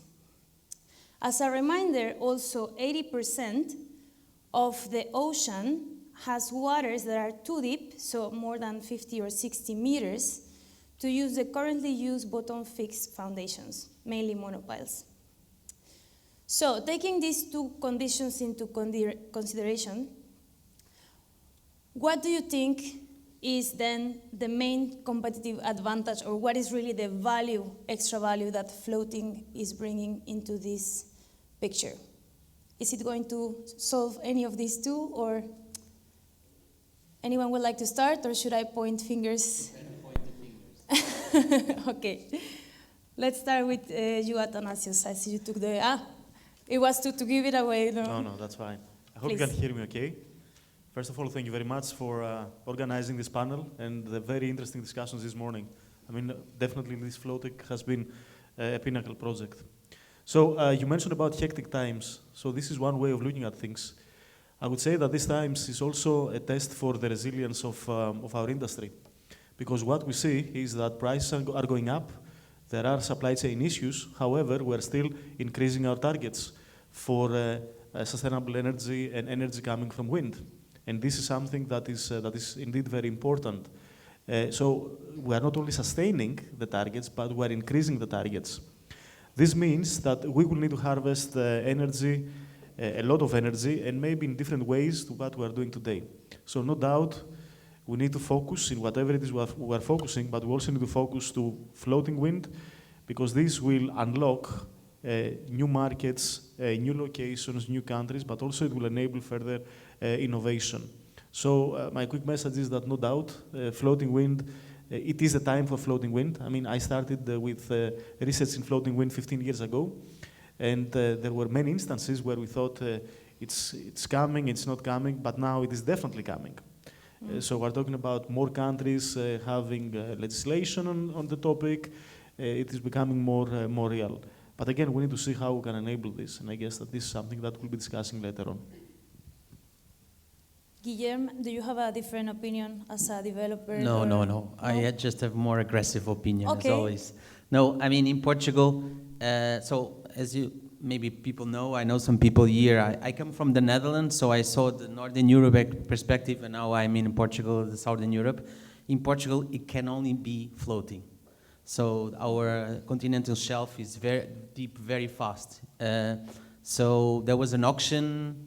The auction started also in Portugal, and 2 weeks ago there were, in the first declaration of interest, there were 50 companies interested on some part of the 15 gigawatts. So the interest is there from the industry and on floating. So these 50 companies, project developers, had to say that they were going to do floating. There's no other way, unless it's very expensive if you want to do more than 100 meters. So it's definitely floating.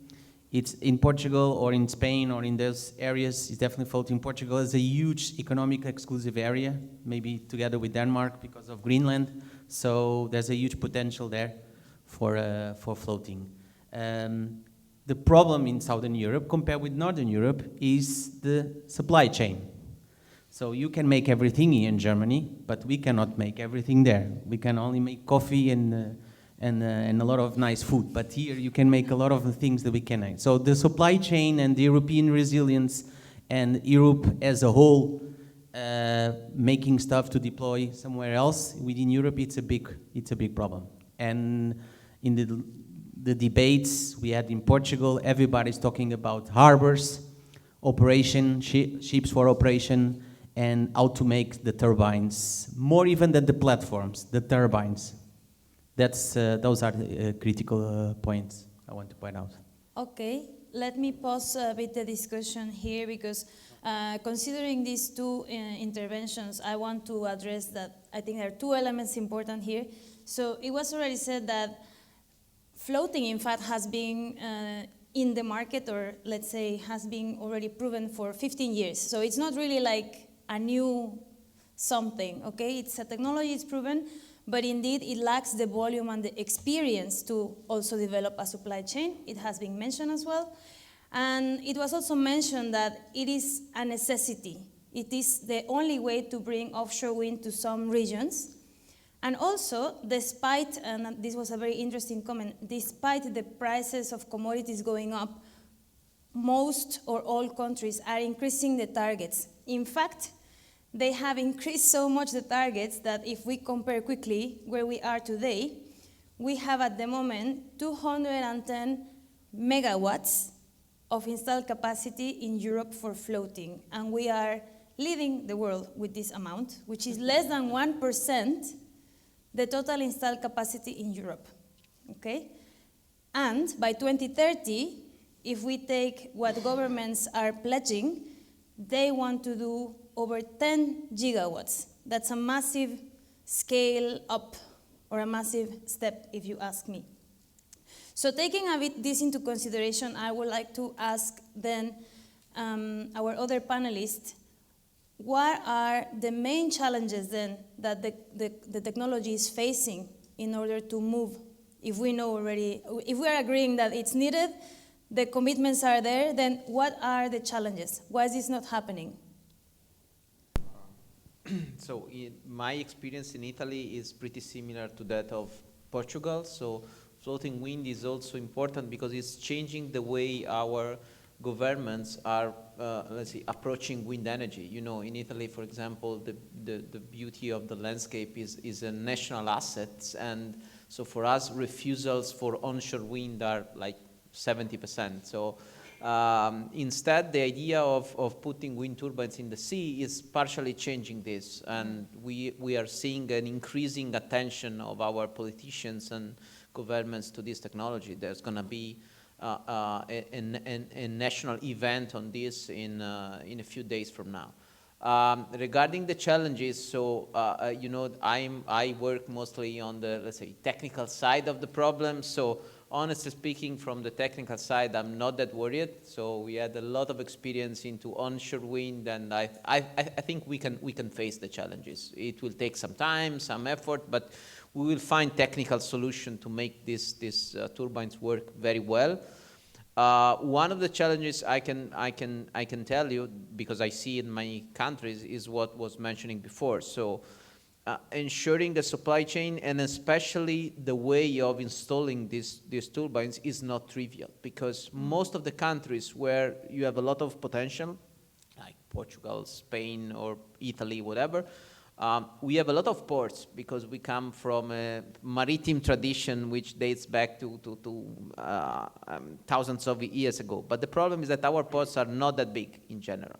So for example, in Italy, there is a lot of discussion into, let's say, changing the mounting scheme of these machines to make it in diffused ports. So the idea could be that in the future I can have a port for, I don't know, creating the floater that then is then delivered to another port when we install the turbine. So this kind of stuff are really complicated because in floating wind you need to combine space and infrastructure to mount the thing and also the vicinity to the installation site, because of course you can tow these machines, but not for miles and miles.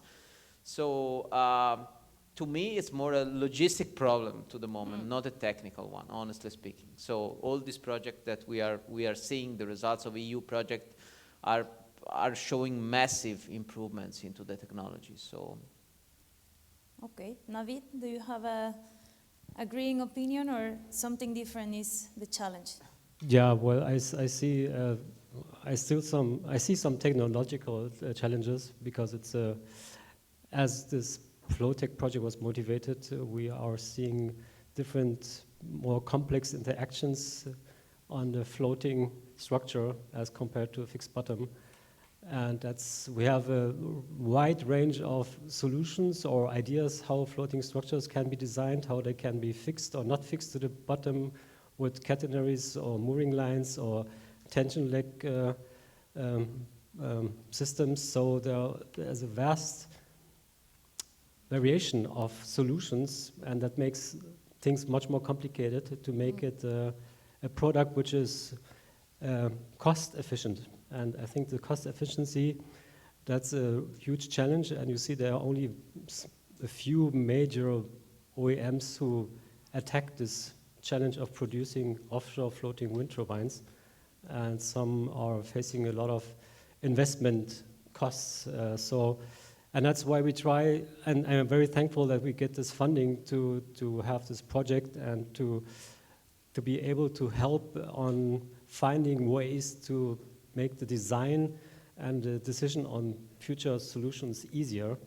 And yeah, I think, so there are a lot of challenges in the technology part, and it's of course also for the industry a cost problem. Andreas? Thank you very much. I would say, yeah, the regulatory framework is a challenge. I'd like to give an example from the UK. A recent offshore wind auction in the UK failed to attract one single bid for offshore wind. That's both floating and fixed bottom. The government responded. They increased the strike price under the contracts for difference. And I'd like to stop there a little bit, because the new strike price for fixed bottom in the next auction will be 73 British pounds per megawatt hour. For floating wind, it will be 176 pounds per megawatt hour. And I think that tells a story. You know, there's still a price gap between floating and fixed bottom. But one thing is the strike price. In the autumn statement, the government made some further adjustments to the regulatory framework. Offshore wind, like renewables and nuclear power producers, like in many other European countries, they are exposed to what some people call a clawback tax. So they basically excess profits has to go back to the state. In the UK, the threshold there is set at 75 pounds per megawatt hour. So if generators get more than that, they have to return the money. And that system is called the electricity generation levy. That system will be in place until 2028. But in the autumn statement, it was announced that the government will legislate to exempt offshore wind from this levy, and as well as solar power as well. So, yeah, a well-designed regulatory framework. Most investors I speak to, they want clarity and predictability. Floating offshore wind is no exception there, I don't think. Of course, you touched upon, both of you touched upon many interesting parts, so we have to maybe go one by one. Let's first dive a bit further on auction, perhaps, because it was mentioned as one of the key issues, and not necessarily the auction itself, but the regulatory framework. So in our view, it is indeed, I mean, many countries want to do offshore or floating wind. I mean, we have Portugal, Spain, France, Greece, the UK, they all have targets for floating, and they all have a plan already, even auctions that should be happening. But we do see also a lot of delays or things that are happening, and most of them, if we think particularly of the Mediterranean countries, is the lack of a regulatory framework, because it's the first time they are doing offshore wind. And this means they kind of have to set something starting from scratch, relatively, because we already have very good lessons, like from the UK and other countries, but it's taking so long to define these rules. So, I mean, what is really happening, and perhaps I ask here some insights from Alessandro and Guillermo, like what is really dragging the government in launching all of these auctions? I have a political correct answer and the not political correct answer. I mean, the political incorrect answer is that, is there something new on that? And lack of regulation? I mean, that happens everywhere in Portugal. It's not only in offshore wind. But the political correct answer is that I think Portugal is seeing what happened in UK and in other countries. So what happened in UK is going to have a tremendous impact in the auctions, at least in Portugal, I know. If the UK auction was very successful, those prices, the Portuguese were going to do exactly the same. So I think that everybody's waiting to see the first auctions, to see the rules in order to take the steps. And from Portugal, we are always complaining, but we are always the good kid in the school trying to see what the Northern Europe is doing and trying to do the same. So I think that Portugal is waiting a lot to see what the UK is doing. That's one thing. The other thing, and I think that's important, it's the politics, the political situation. Now the government fell in Portugal, and with the new elections in March, nothing will happen until then. And I think that is in any country. I mean, if the government, I mean, this is more than a technical thing, it's also a political statement for any government. So I think the stability of the country also has an impact on these big endeavors. But would you think that the elections or the change in March for the government could impact or change the road map that it's going to be these auctions, etc.? Climate change is staying in the agenda. It's staying in agenda in almost in all parties. Okay. From the most left wing to the most right wing. Even the right wing party in Portugal is also raising as climate change somewhere a little bit lower, but it's there. And in a society, they teach that at school. My kids at school learn about climate change. I never heard about climate change, of course not. So it's really in the society. There is no way back. Okay. Yeah. Great. Athanasius? Well, first of all, it's great to be in Europe, because what you say, that all parties are pro-climate change, it's a given thing. Not pro-climate change, pro-against climate change. Pro-against climate, true. There are other places at the other side of the Atlantic where they are waiting for elections and things are not that secure. Okay. But again, building up on the previous comment, I would say that maybe trying to copy a successful or an unsuccessful auction may not be the best way forward. Because again, coming from Greece, and as Alessandro said, the landscape is a national capital, I think that countries need to have realistic regulations and realistic auctions. Of course, it's important to get learnings, but there is not one size fits all in this type of activities. So I think that there is a very thin line of trying to be prescriptive enough, pleasing all of the stakeholders, of course, but also we need to see at the bigger picture. And another comment that I would like to make is that we're talking a lot about costs and about prices. And of course, this is very important. I mean, this is how we make the technology more competitive. But will the auctions only rely on cost in the coming years? Or will we have additional criteria? Because, again, pushing developers to cut down on costs is one thing. Of course, we can do this. But we may end up awarding areas and then not executing the project, which is something that we have seen with fixed bottom wind farms, for example. I mean, I will not mention names, but we have seen it with at least 2 major manufacturers. And this is actually what the OEMs say. they say, please stop asking us to cut down on cost and think about the problem in a more holistic way. Alessandro? One point that I can add from Italy, as said, the awareness about this technology is increasing a lot. There are a lot of discussion.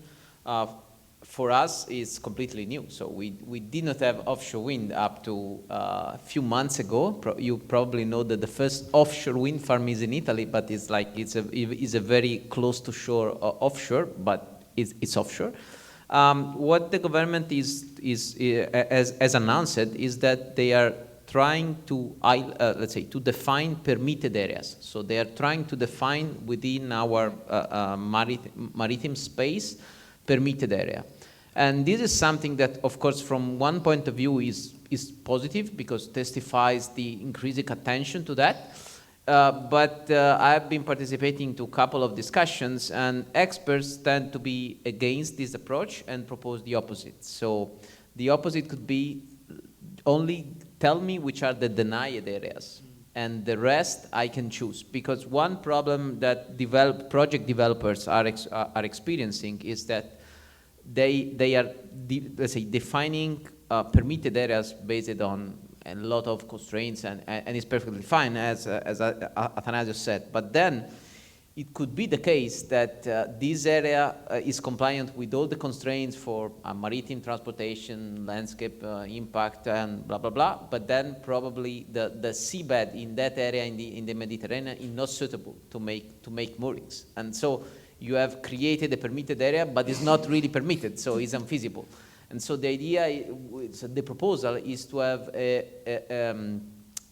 definition of the denied areas, combining constraints and, let's say, insights from the developers, because we know that some areas are not suitable to the seabed, to the currents, or whatever. So still a lot to do to have a solid regulation onto that. But at least we are seeing a positive trend after years of stall. So.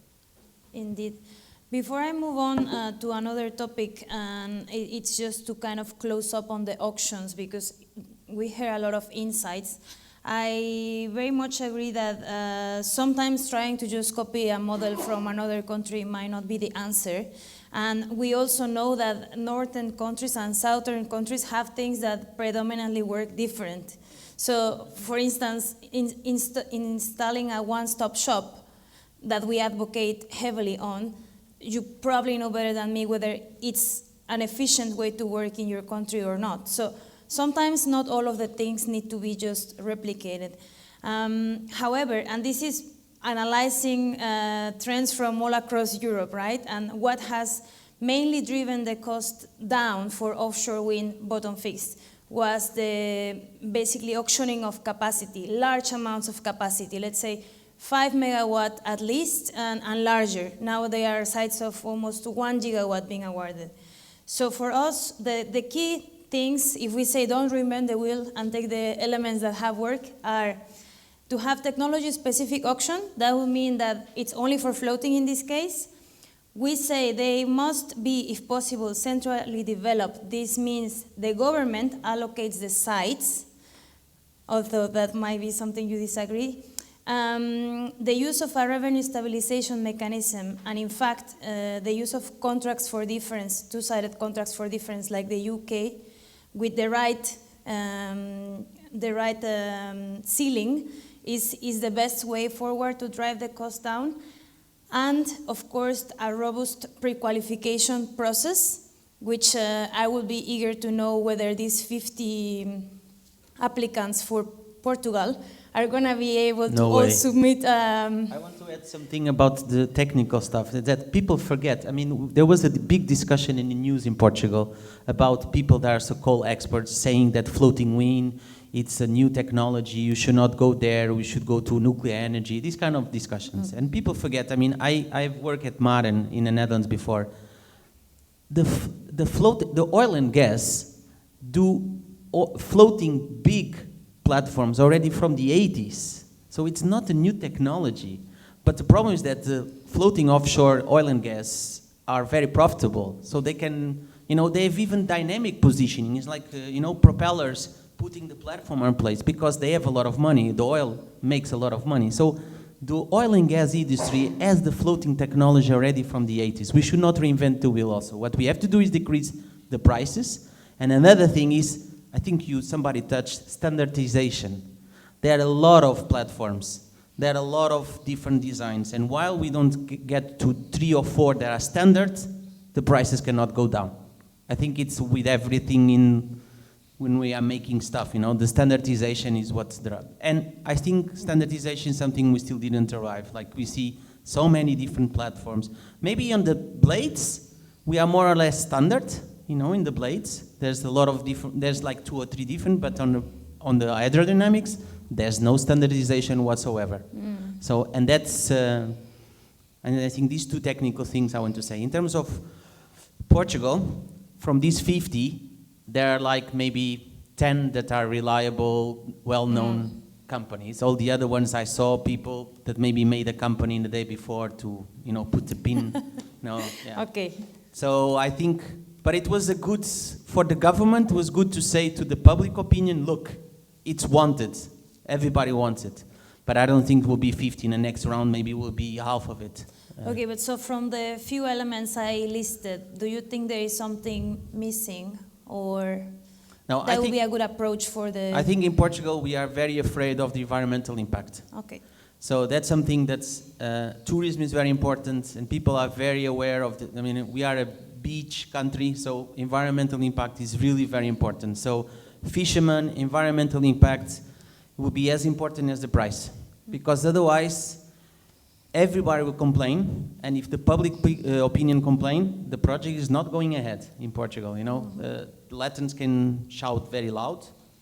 So if they shout, it's not going. So for instance, already in the news came the fishermen from Viana do Castelo, so it's where the wind float Atlantic is. They are shouting that they are not going to allow any offshore wind more project there if they don't prove that the fishing is not affected or if they don't pay them, So they're already starting to raise the voices. So environmental impact is it's a tremendous topic, at least in Portugal.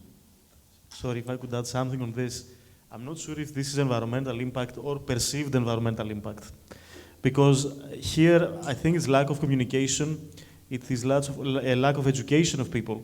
Because, again, coming from Greece, I think it's the same in Italy, the same in Portugal, people really feel that everybody dislikes offshore wind turbines. They will see that they will not come to our countries.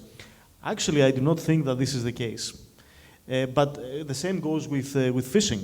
There are cases where actually fishing has benefited from offshore installations. We have artificial reefs and so on, so forth. So here we are talking about perceived impact, not real impact, which is again something that needs to be tackled differently. Because it's not just an assessment that will relax people's concerns. We need to have campaigns, active stakeholder engagement and education campaigns. With respect to standardization, I think definitely this is a massive issue.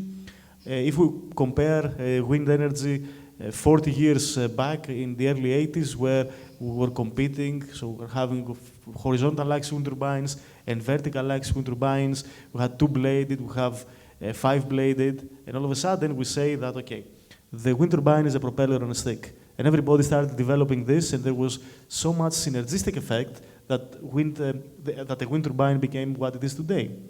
And also, if we compare offshore wind with other marine renewables, we have offshore wind installed at large capacities, and we do not have wave energy converters.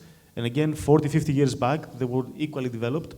And the reason is that similarly to floating foundations, probably we have more than 70 concepts of tidal and wave that are developed in parallel. Again, no synergistic effects. So let's take this example on how we qualify the propeller on a stick and see how we can combine it with a floater.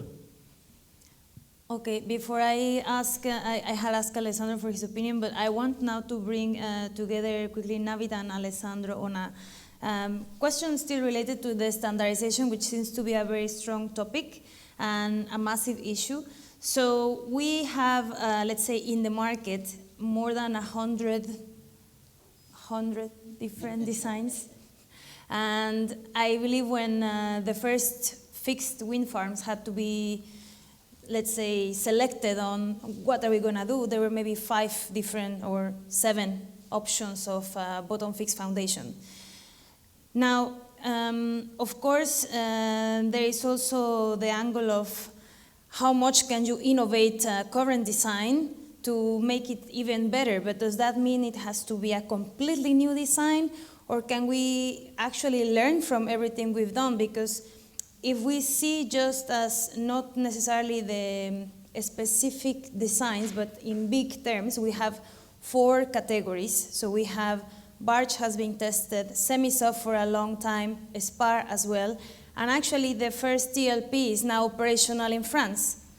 So my question to the two of you is, in your view, because I also mentioned this because I believe, Navid, you had the chance to now recently being exposed to other cultures and see how they are tackling all of the standardization and mass production. But what do we take on this? Like, how do we approach or how do we achieve the balance of still optimizing the systems that we have while looking towards this standardization or consolidation of concepts? Yeah, I think we have to do both at the same time. We have to start building things which are not leading edge technology, but just to make something cheap and possible, and get something in the water operating, like for example Highwind in Scotland, this park. So we need some projects which really stop developing more and more advanced technology. We just need to have something which works now. And at the same time, we have to continue to find the best long-term solution to get something which maybe makes sense. For example, if you look at photovoltaic, that's maybe a challenging statement, but that has been so standardized, and China can produce them so cheaply, so that the whole of the world has equipped, I think, by 200 gigawatts solar panels in the world in 1 year, which is crazy. That's because it's so cheap now and can be produced so cheap. So we have to find a cheap solution now without continuing for optimization and take all the disadvantages just into account, but at the same time continue with research for future generations of wind turbines. So that's floating wind turbines. That's the challenge we have to tackle. Alessandro? So from my point of view, we are like close to a flex in the learning curve. So we have developed, hopefully, or it should be, in the sense that now we are surpassed 100 concepts. So in the end of the day, we need to stop and we need to come back to less design. I agree with what Guillermo said. Probably the future would be not one solution, how we did for turbines, but maybe 3-4 concepts.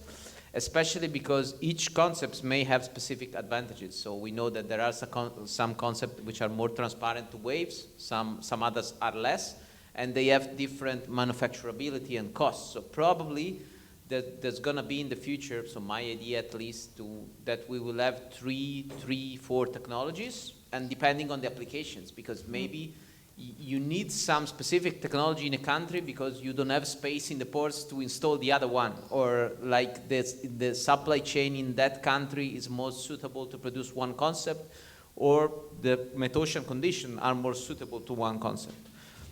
So this is my vision, at least. And of course, this development that Navid was mentioning would probably, let's say, go hand in hand the hydrodynamic efficiency of the system with the manufacturability and cost, because of course we can produce a concept which is technically super with perfect hydrodynamics, but then it's so difficult to produce or to install as so many components, and in the end of the day it cannot be the solution. So my vision is that we will probably concentrate, and as far as I see, we are already doing something like that. So I can see 3-4 concepts which are now starting to be developed more than others.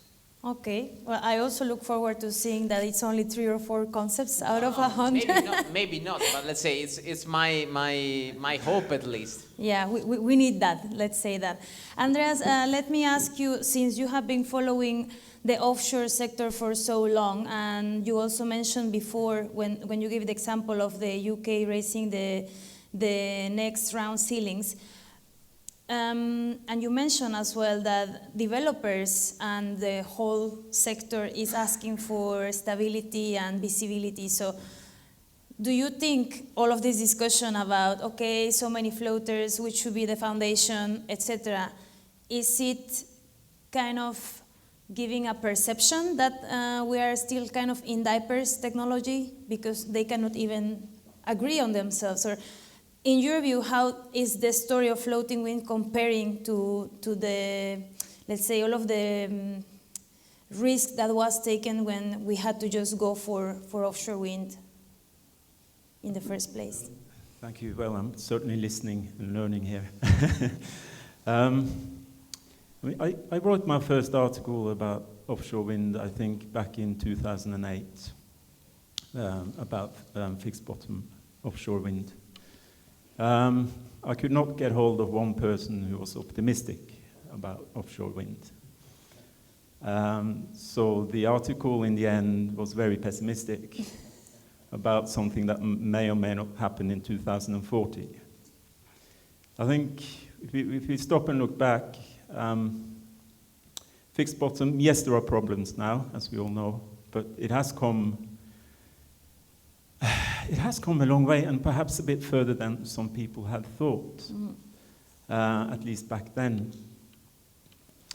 I hate to go on about the regulatory side of things, but if I can give an example from Norway, when I Googled floating offshore wind a few days ago, I was a little bit disappointed to see that only 210 megawatts is installed. I must admit, I thought things had come a little bit further.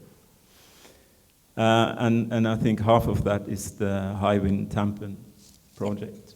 You're right. There's another project, much, much bigger in Norway. It's called Utsira Nord. It's for 1.5 gigawatts, perhaps more. You had the oil and gas Equinor on board, shipping companies.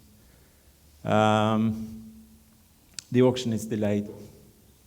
The planning, it turns out that the planners hadn't taken into account EU state aid rules sufficiently. To go back to your question, I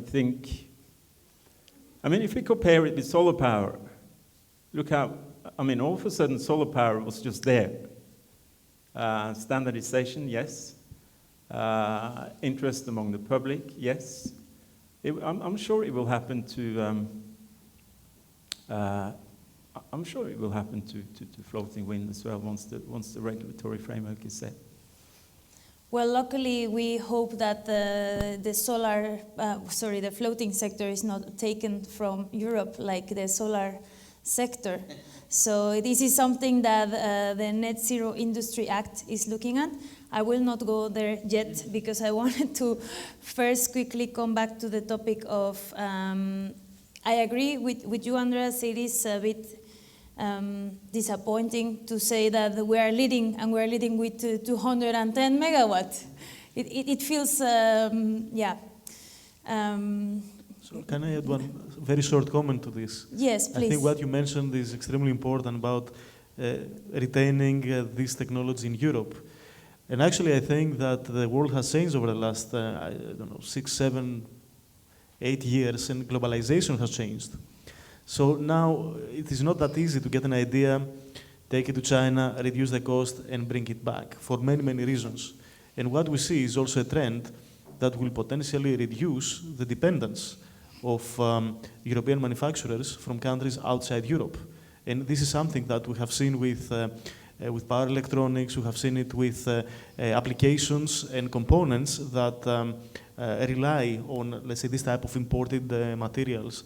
So, yes, I think that this may prevent floating from let's say, leaving Europe. And the other element is that here we are talking about very big structures that still we are manufacturing them as ships. So every floating foundation is like developing a ship structure. So we have not really tackled the element of serialization of production. Yeah. So we are, I think, one step behind. And it's very nice that everybody says that soon we will see between, let's say, 3 and 5 concepts becoming the prevailing ones. Actually, this is exactly what we were saying 15 years ago. Okay. And to be honest, 15 years ago, we had a feeling on which are these concepts.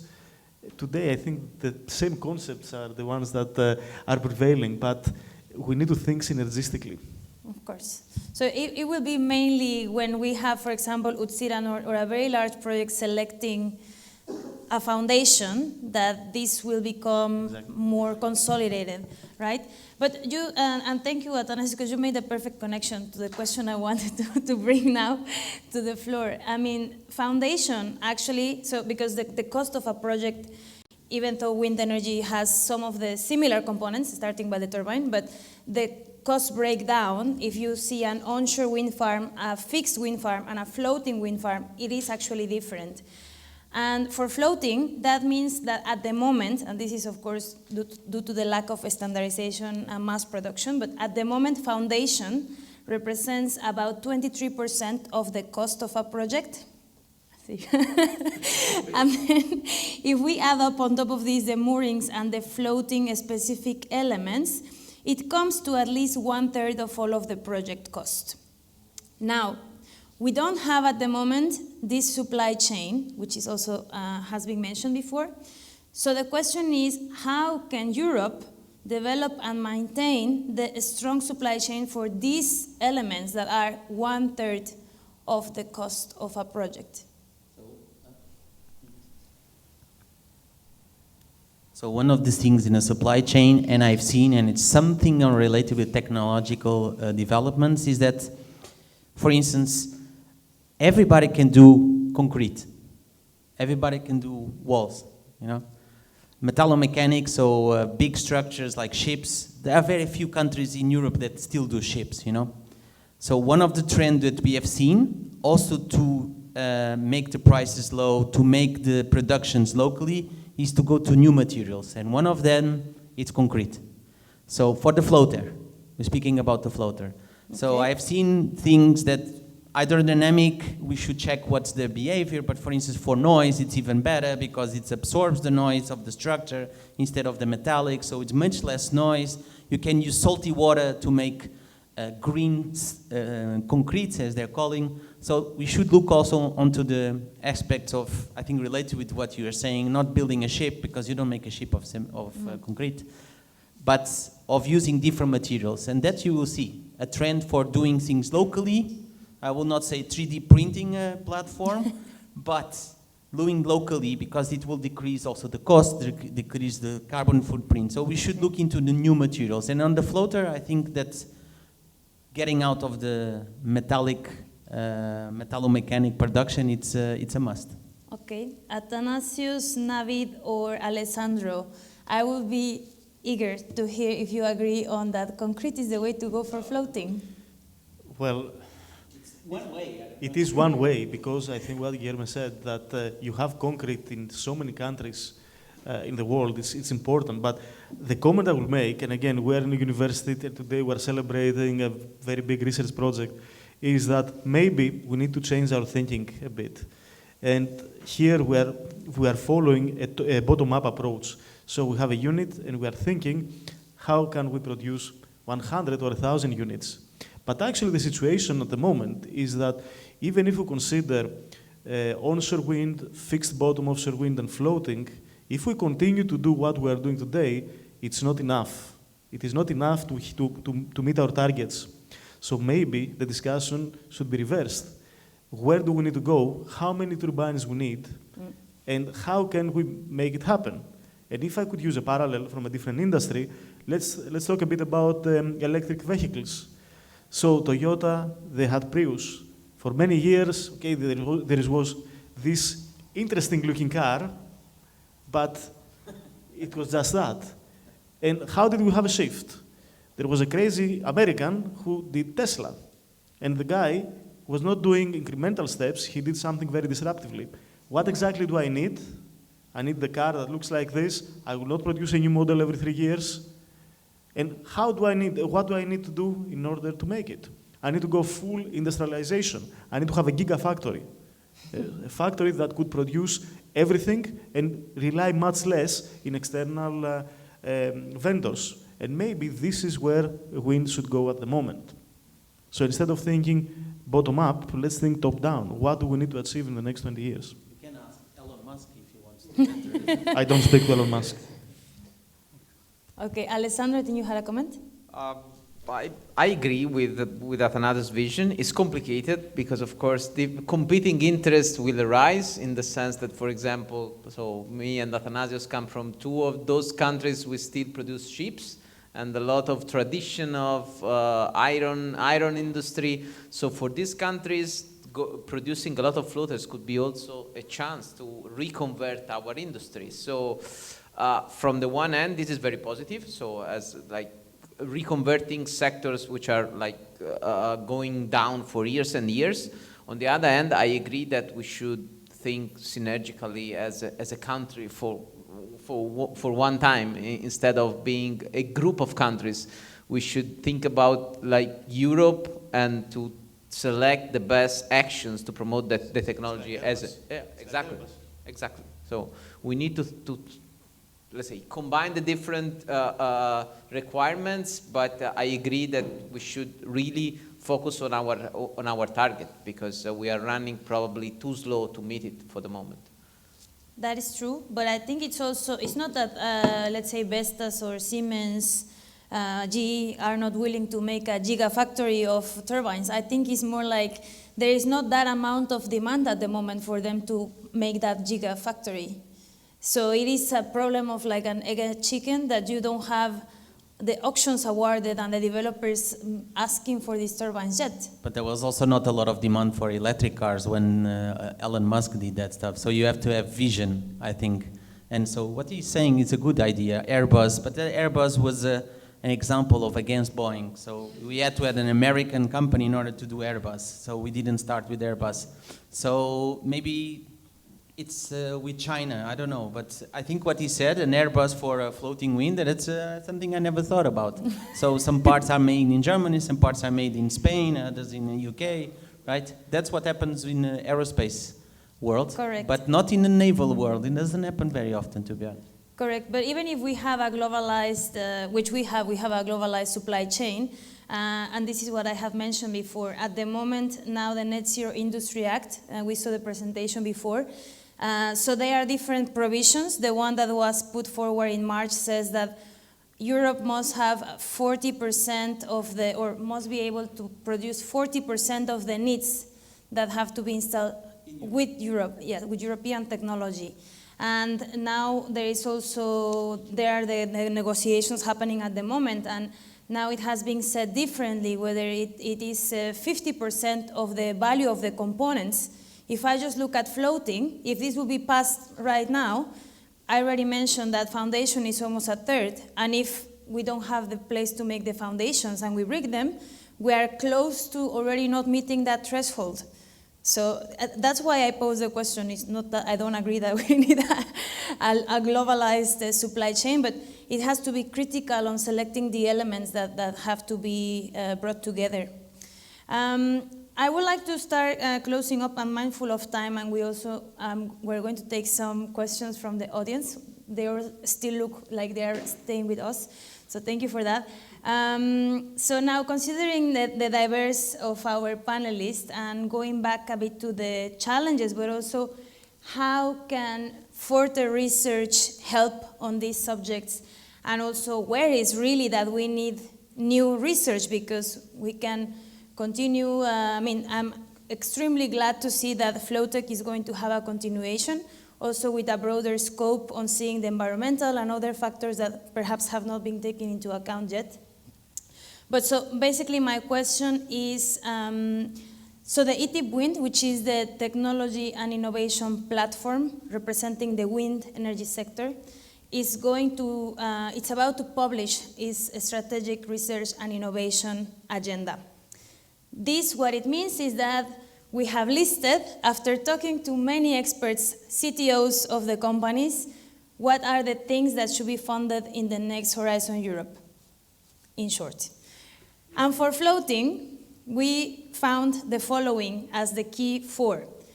Grid connections, industrialization of floating structure, which includes innovative methods for the construction and installation. So addressing major component replacement through digitalization, perhaps, and also the optimizing of the upfront designs of the substructure and the mooring system. Do you agree? Do you think something's missing? Or how are these elements coming together? Do we need other additional research, in your view? Navid, maybe you can start now. Yeah. Well, I think these are very interesting and important topics which are addressed. From them, our project is addressing the last one, the design optimization, and that's addressed by Floatech and also Float Farm. We are also considering material reduction. That's an important issue, and I think it's also included in those points, maybe hidden, not at the first glance, but we are not looking at grid connection, but of course that's a major issue. We know that in Germany it's a big problem to get the energy from the North Sea to the south of Germany. We planned like 15 years ago and it's still not established because of a lot of resistance from the society. Nobody wants to have cables on the garden coming from North Sea to South Germany. And so I think yeah, and of course we have some other topics like control technology, as we have discussed already, which are somewhat included in those topics, probably again because they also help to keep the fatigue loads down and to extend the lifetime, and at the same time reducing the investment of material. So I see that depending on how you interpret these titles, we are already addressing these topics, and they are very important topics also.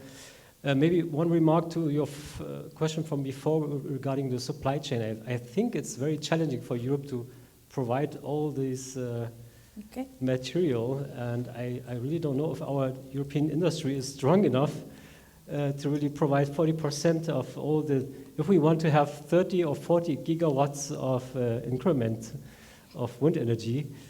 We have only 16 now, last year, and we are already not able to, you know, we have already problems producing electric cars. So I don't know, it's maybe a very ambitious goal to get that 40% locally in Europe, but that's now the other question. Yeah, please. I think in the topics that you said, I want to emphasize the other ones that Navid needed. That is the digitalization. And I think the digitalization is more for decreasing also the operation costs. So digital twinning, it's a very hot topic. We also work in artificial intelligence and digital twinning for other things. So the way of doing operations and maintenance, like do not go so very often with ships or with divers or to go up into the towers. There's companies doing drone inspections using artificial intelligence, or doing with unmanned vehicles going to the offshore platforms, or you're doing digital twinning, so you can do prevention and prediction of what's going to happen with the turbine if the weather is changing in 4 or 5 days ahead. So this digitalization is important to decrease not the CapEx costs, of course it will increase, but the OpEx costs, so to decrease the operation. That's a hot topic. I see in agendas sort of a lot of not only offshore wind, but we know digitalization is everywhere, but digital twinning, it's a very hot keywords also. Athanasios? I'm a bit conflicted because I also sit on deep wind, so I have reviewed these bullet points and I find them perfect. With respect to digitalization, I think it's the scope is a bit broader, and it doesn't only have to do with OpEx, it also has to do with regularizing production, so linking it to the grid. But a contextual thing that I would like to mention is that, of course, we are asking for a fair amount of money for research, but we need to make sure that we get this money. Because what we have seen is that calls focusing on wind energy are not increasing. I mean, for Horizon Europe, they are decreasing. And the competition is increasing because now we have so many universities, so many researchers across Europe doing fantastic research, which is brilliant, by the way. But here, again, wind energy is a developed technology, and this is how we are selling it so that people are convinced that this is a good thing. But now we are trying to upscale exponentially. Yeah. And this is why we need this investment, and somehow we need to advocate for it. So we should secure it. We should see more money going into research for wind energy. Because in Deep Wind, in previous reports, we have seen, and please correct me if I'm wrong, if you have the figure in your mind, that there is much more money going into conventional energy, research for conventional energy, including coal, than it goes to wind. I mean, this is a paradox, let's say. Let's be politically correct, as you said earlier. We don't coal anymore, so we stop coal energy. Yeah, but it came back. Coal came back in many countries in Europe over the last 24 months. It is true that one of the main messages on the upcoming ETIP Wind new research and innovation agenda, we did the math and we are asking to triple the investments in research and innovation for the calls of the next 3 years. So, fingers crossed. I'm repeating this many times. 3 times more money for the next 3 years. Because it is not for developing the unit, it is for developing the plant. And I think this is something that we need to make it very clear. Okay, we know how to develop new blades. If you give the specification, we'll have a blade. We can increase the length of the blade, we can make fantastic generators, but going from a unit to a farm, it's a different beast, as we say. And also, I think from universities, just to criticize our side a bit, we also need to be pragmatic in some elements, because there are certain points in R&D where the original equipment manufacturers are doing amazing things. And we need to also listen to what their approach is, and we need to be much, much closer. Alessandro and Andreas, any final comments on the previous question or final notes? Most have been said. So from my point of view, let's see, of course, this point I basically agree with them. So I would put a little space even for frontier research more, especially into something that will be also tackled by float farms. So an eco-conscious design. So since we are developing a somehow new technology, we can also use a different approach in developing it. So rather than mitigating detrimental effects, we can design the new technology to be compliant from the very beginning with environmental constraints. And this is somehow a new way of approaching the design. And I would say that probably some additional funding to this could be useful, because let's say world has changed. So we have learned how to deal with that, and so to me it's very beneficial to include in the very beginning of the design phase. Andreas? A big topic is who do you actually sell the electricity to? If we go back to the Hywind Tampen, the largest floating offshore installation today, the electricity is supplied to oil and gas platforms to decarbonize them. The green credentials of that are questionable, and the public is becoming aware of that. So what do you do with the electricity? Do you sell it to industrial end users? Do you sell it to the market? Or how do you design the PPAs? Do you link them to inflation and so on and so on? I think it's a big discussion as well. But It is indeed, because as I mentioned also earlier, we're not scaling up without a certainty that their market will be there. So in this case, it's the consumer, and enabling, for example, the corporate PPAs so that it's ensured that someone is going to use the electricity of the wind farm is key as well. My final comment was just an answer quickly to Navid on that. It is true that it's a challenge to, let's say, scale up so much the supply chain, But this is also a part that the Net Zero Industry Act will luckily cover, not only by saying we need to meet this amount of production, but also by earmarking and making available a lot of money for new manufacturing facilities, particularly for the main components of a wind turbine and also the balance of plant. So we will see this is not only through the European institutions, but even the European Investment Bank is also going to be an important, let's say, stakeholder in this equation. And so we are going to close up and make the room for questions. So now I welcome you to raise your hand and ask a question to our panelists. Come on, don't be shy. I can keep making questions, but I think it will be much nicer to hear from you. Thanks for the nice panel and thanks for the very good moderation. One of the main topics where everybody seems to be in agreement is the standardization of floating substructures. The question that I have is how to achieve that. So what can research do, or what, because the incentivized structure is, or you need to incentivize several companies that now have started to build expertise on their own specific design to maybe change that and start to do research, or universities need to do research on other designs that until that point they maybe haven't focused on by then. So what can be done to get to that point where everybody is pulling in the same direction? I think the market will do it. Yeah. That's what happened with oil and gas. You do have to use the mic because there are people online too. Okay. Don't forget about them, please. So the market did that for oil and gas. So the cheaper and the better will survive. It's like Darwin law. So I don't think the universities can do too much on this. I think it's the market. But to have a lot of them, it's good. But I see also people reinventing the wheel. You know, I mean, a lot of these structures I have seen, it's like exactly like some structures that was done like 30 years ago. I think we forget what our ancestors did. But the market will do that. Maybe it's too slow, of course. But I don't think the university should do that. The university should be shooting all around and trying new things. This is not for universities.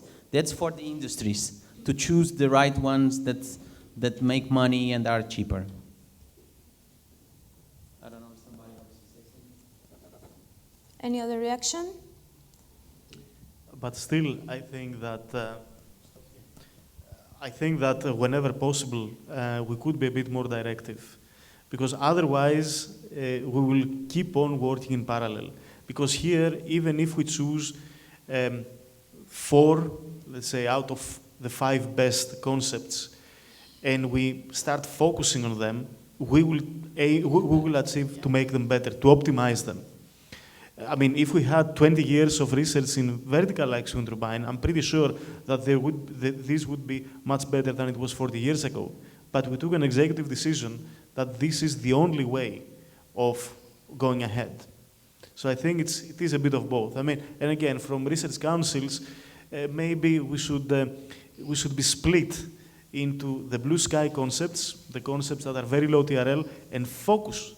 I mean, we need a bit of these disruptive technologies, okay? It could be in a controlled way, but we also need to focus on specific concepts. Mm. And maybe, by the way, classification could be a more appropriate way than standardization. Which one, sorry? Classification. Classification. Which is what we do in ship structures. Consolidation? Classification means something specific.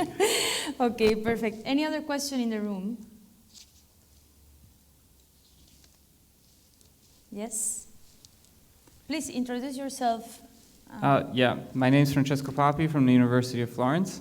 Yeah, thank you for the great discussion. One thing that was also mentioned was social acceptance, or say social perceptance of the technology. So is there something that you think we can do as universities, as say stakeholders in this process to kind of favor education, favor acceptance? Is there something that we are doing? Can we do more? Yeah, what are your views on this, basically?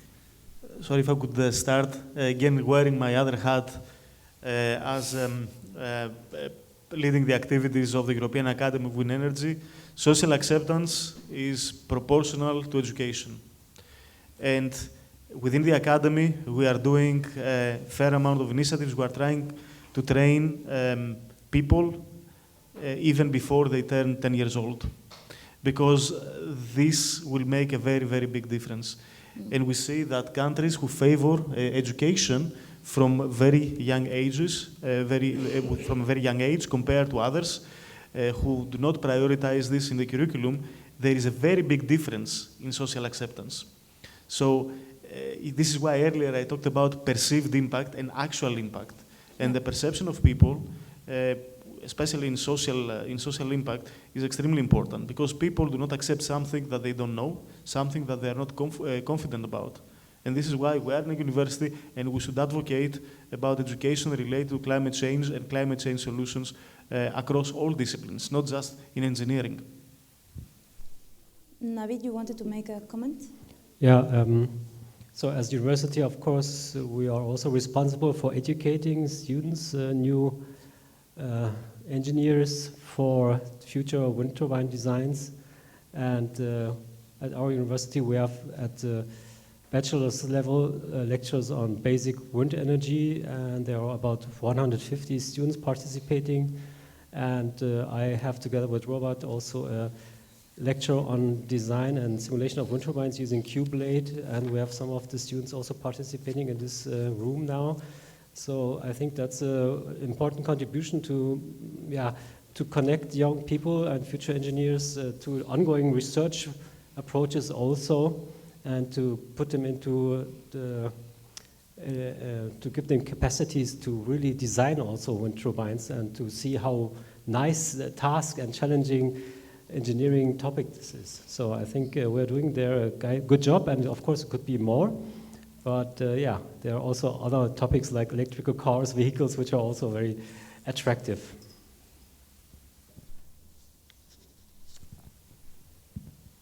Hi again, it's Robert from QBLADE. Maybe to add to this point and to see maybe if you agree with the social acceptance. During my stay at DTU, and that's probably the great thing about DTU, that the wind energy department is so huge that they even have researchers working on fields like social acceptance of wind energy. Your colleague said that in the early days of wind energy, the acceptance was much higher because communities and villages had a stake in the developed projects that were upon to be connected to the grid. And with the developing technology, the projects became much bigger and bigger and bigger, and then they were closed down to public stakeholders. And that's where there was an inflection point where all of a sudden you personally didn't really feel a benefit, but to your, like, at least on your surrounding changed, maybe to the worse. So maybe an open question is there a way to incentivize or make the public domain be a stakeholder in these huge projects that with floating offshore wind will be even bigger than in the past? For floating offshore, it's going to be difficult because installing in the sea is so big parts. For example, in Italy, I told you that refusals are a big problem, so social acceptance is key. And we as a university are working with the company, and they are used to do what you are mentioning. So they make the population of the villages affected by the wind farm being part of being stakeholders. And this works in the sense that these communities really love wind. But again, the problem of visual impact and this, you will always find someone against. So what I teach in a master science course, which is called Mechanical Engineering for Sustainability. So the first lesson of each of my courses, I always say is to my students that, let's say, energy transition is not an option. So we cannot decide if, we only decide how to do it, okay? So if we want to make energy transition in a reasonable, not good way, so we are not on time anymore to do it fast, but if we want to do it in a reasonable way, we have to install wind turbines, and we have to install a lot of wind turbines. So if you make a rough count, This means that our sons must live in a world where wind turbines are normal. So we have a common good friend of ours, a German professor, that says that in Germany, young boys and girls were born in a landscape with wind turbines. So they cannot even conceive a world without them. And this applies to other renewables. So it does not make sense not to have a world without PV panels anymore, because they are part of our life. And this should happen also to wind turbines as soon as possible, because we basically need this energy. Otherwise, we're not going to meet the goals. So I think in case of offshore wind is a little bit different than onshore. Huh? Onshore, yeah, exactly. So I'm going to say, onshore wind is in our backyard. We see it every day. Offshore wind, you don't see it. I mean, even in Portugal, they're going to put so far, you don't see really, you see maybe the ships more than the offshore wind. The problem, the social aware, is not the common Joe, it's not the common people, but the people that earn money with the sea. So the fishermen, the environmentalists, they are a big part, and they have to be engaged in the projects. Like you said, if you are engaged, everybody gives their opinion, everybody's happy, because they made part of the decision. So these guys have to be involved in the projects, and if we don't involve the environmental people and the fishing or the fishermen or the people that live out of the sea in these projects, then we'll have struggles, and they pass their negative feelings or the so-called negative feelings to the community. But the normal people don't see offshore wind farms as they see in the normal backyard, so it's a little bit different, I would say. But I would like to make a very simple comment on this, very, very simple. What is the social acceptance of coal-fired power plants? Because, I mean, coal-fired power plants is a great technology, and it has helped Europe evolve dramatically over the last century. But now we know better. But there is an impact with this type of plants, and there are regions, when you have coal-fired power plants, there are regions who suffer a real environmental impact. So when people have this type of let's say, comments and queries about the technology, we need to think about alternatives. The fact that your house is powered by a coal-fired power plant that you do not see doesn't mean that it does not cause impact. There is impact, and actually there is proven impact. So we all need to realize that we have a personal responsibility as well in order to solve the climate crisis. And this is why I believe that even the university is late. So people need to be educated much sooner. And the German example of being brought up in a region where you see wind turbines every day, okay, it's something normal, I think this is a very good example. I see in the schools now, my kids, I have a daughter that is 10, is in a basic school. Last year, they did a lot of stuff about renewables. It's a small school in a village of Portugal, but it's by the sea. They have these green school activities, renewable, I mean, the kids are being taught at schools, and I think it's that. It's not in university, it's already when we are young. My daughter is already so aware of climate change like we never were. So I think we are in the good sense if we put it really very early. They will be better citizens. The next generation will definitely have better citizens than maybe our generations, because they will all be properly educated. Alessandro, you wanted to make a last comment? I fully agree. My daughter just turned 5, and a couple of weeks ago she told me, "Oh, look, this is the symbol of recycling," and I was impressed about that and very happy. So my daughter sees wind turbines pictures from the very beginnings, and she loves them. But the challenge is also to convince people that now have the money. So I'm pretty confident that next generation will be better than us. But we also need to convince the people that now have to decide and to put money into that, which is not always easy. But we are trying our best, at least with this kind of event. So, triple the investments. I'll keep saying it. Another easy way for increasing the acceptance is, of course, having created a lot of jobs. I mean, that's probably the easiest way. I mean, Germany is dependent on the car industry. We have like, I don't know, at least 1 million persons who depend. Their job depends on manufacturing cars. If we would have the same number depending on wind energy, that would be very accepted, you know. That's probably the easiest way. What does your life depend on? Your income depends on wind energy, and that again brings us back to the supply chain and the 40 or 50% issue. No, but I think all of the points that were made are very valid, and I think it's also very clear that those of you who are parents have a strong connection with how important it is to teach these things at an early stage, and how different is the feeling of your kids towards the wind turbine itself than yours or your neighbors. So it is definitely key that we all as advocates and people working in the wind energy sector, I mean, we have a critical understanding, especially those in academia, a very deep understanding of, it's not also all fairy tales. I mean, we have also things that are complex to solve, like we are working a lot on the circularity of the turbine, etc. And it is really our duty to advocate and show how, even though there are challenges, it is probably one of our best shots to make the energy transition work, because from all of the technologies available, it is probably the one with the biggest scalability potential. If you look at the size of area that you need to put 1 gigawatt with solar, with 1 gigawatt of wind to have the same production, yeah, it's said visually. So it is really our duty, and luckily, there are a lot of initiatives. There should be even more.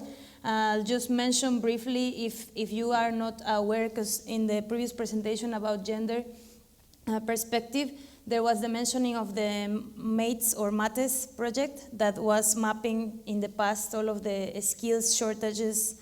And now there is also like a follow-up project of this, which is called FLORES. I just mention it because it is developing resources to teach mainly to secondary and high school about the offshore wind skills, and well, the offshore wind as a whole, what are the main components, and really to create all of these, let's say, to incentivize people to have a positive attitude towards the technology and to perhaps pursue a career in there. So thank you very much. I just want to really ask everyone to help me on applauding our panelists. And I'll just give the floor back to either Ines or Robert. Thank you. You are dismissed, yes. If you have more questions, you can reach the panelists on the side. Really a short wrap-up, just to thank everyone for coming today. Thank you as well to the people online that connected to the YouTube. A big thank to the TU Berlin technical support that was given today. It was really an amazing job. Thank you very much. Thank you to TU Berlin also for welcoming us today. Thank you to Navid, the coordinator, Robert. Thank you to all, and I hope you had a great day. We sure did, and see you soon for Float Farm. Thank you. Bye.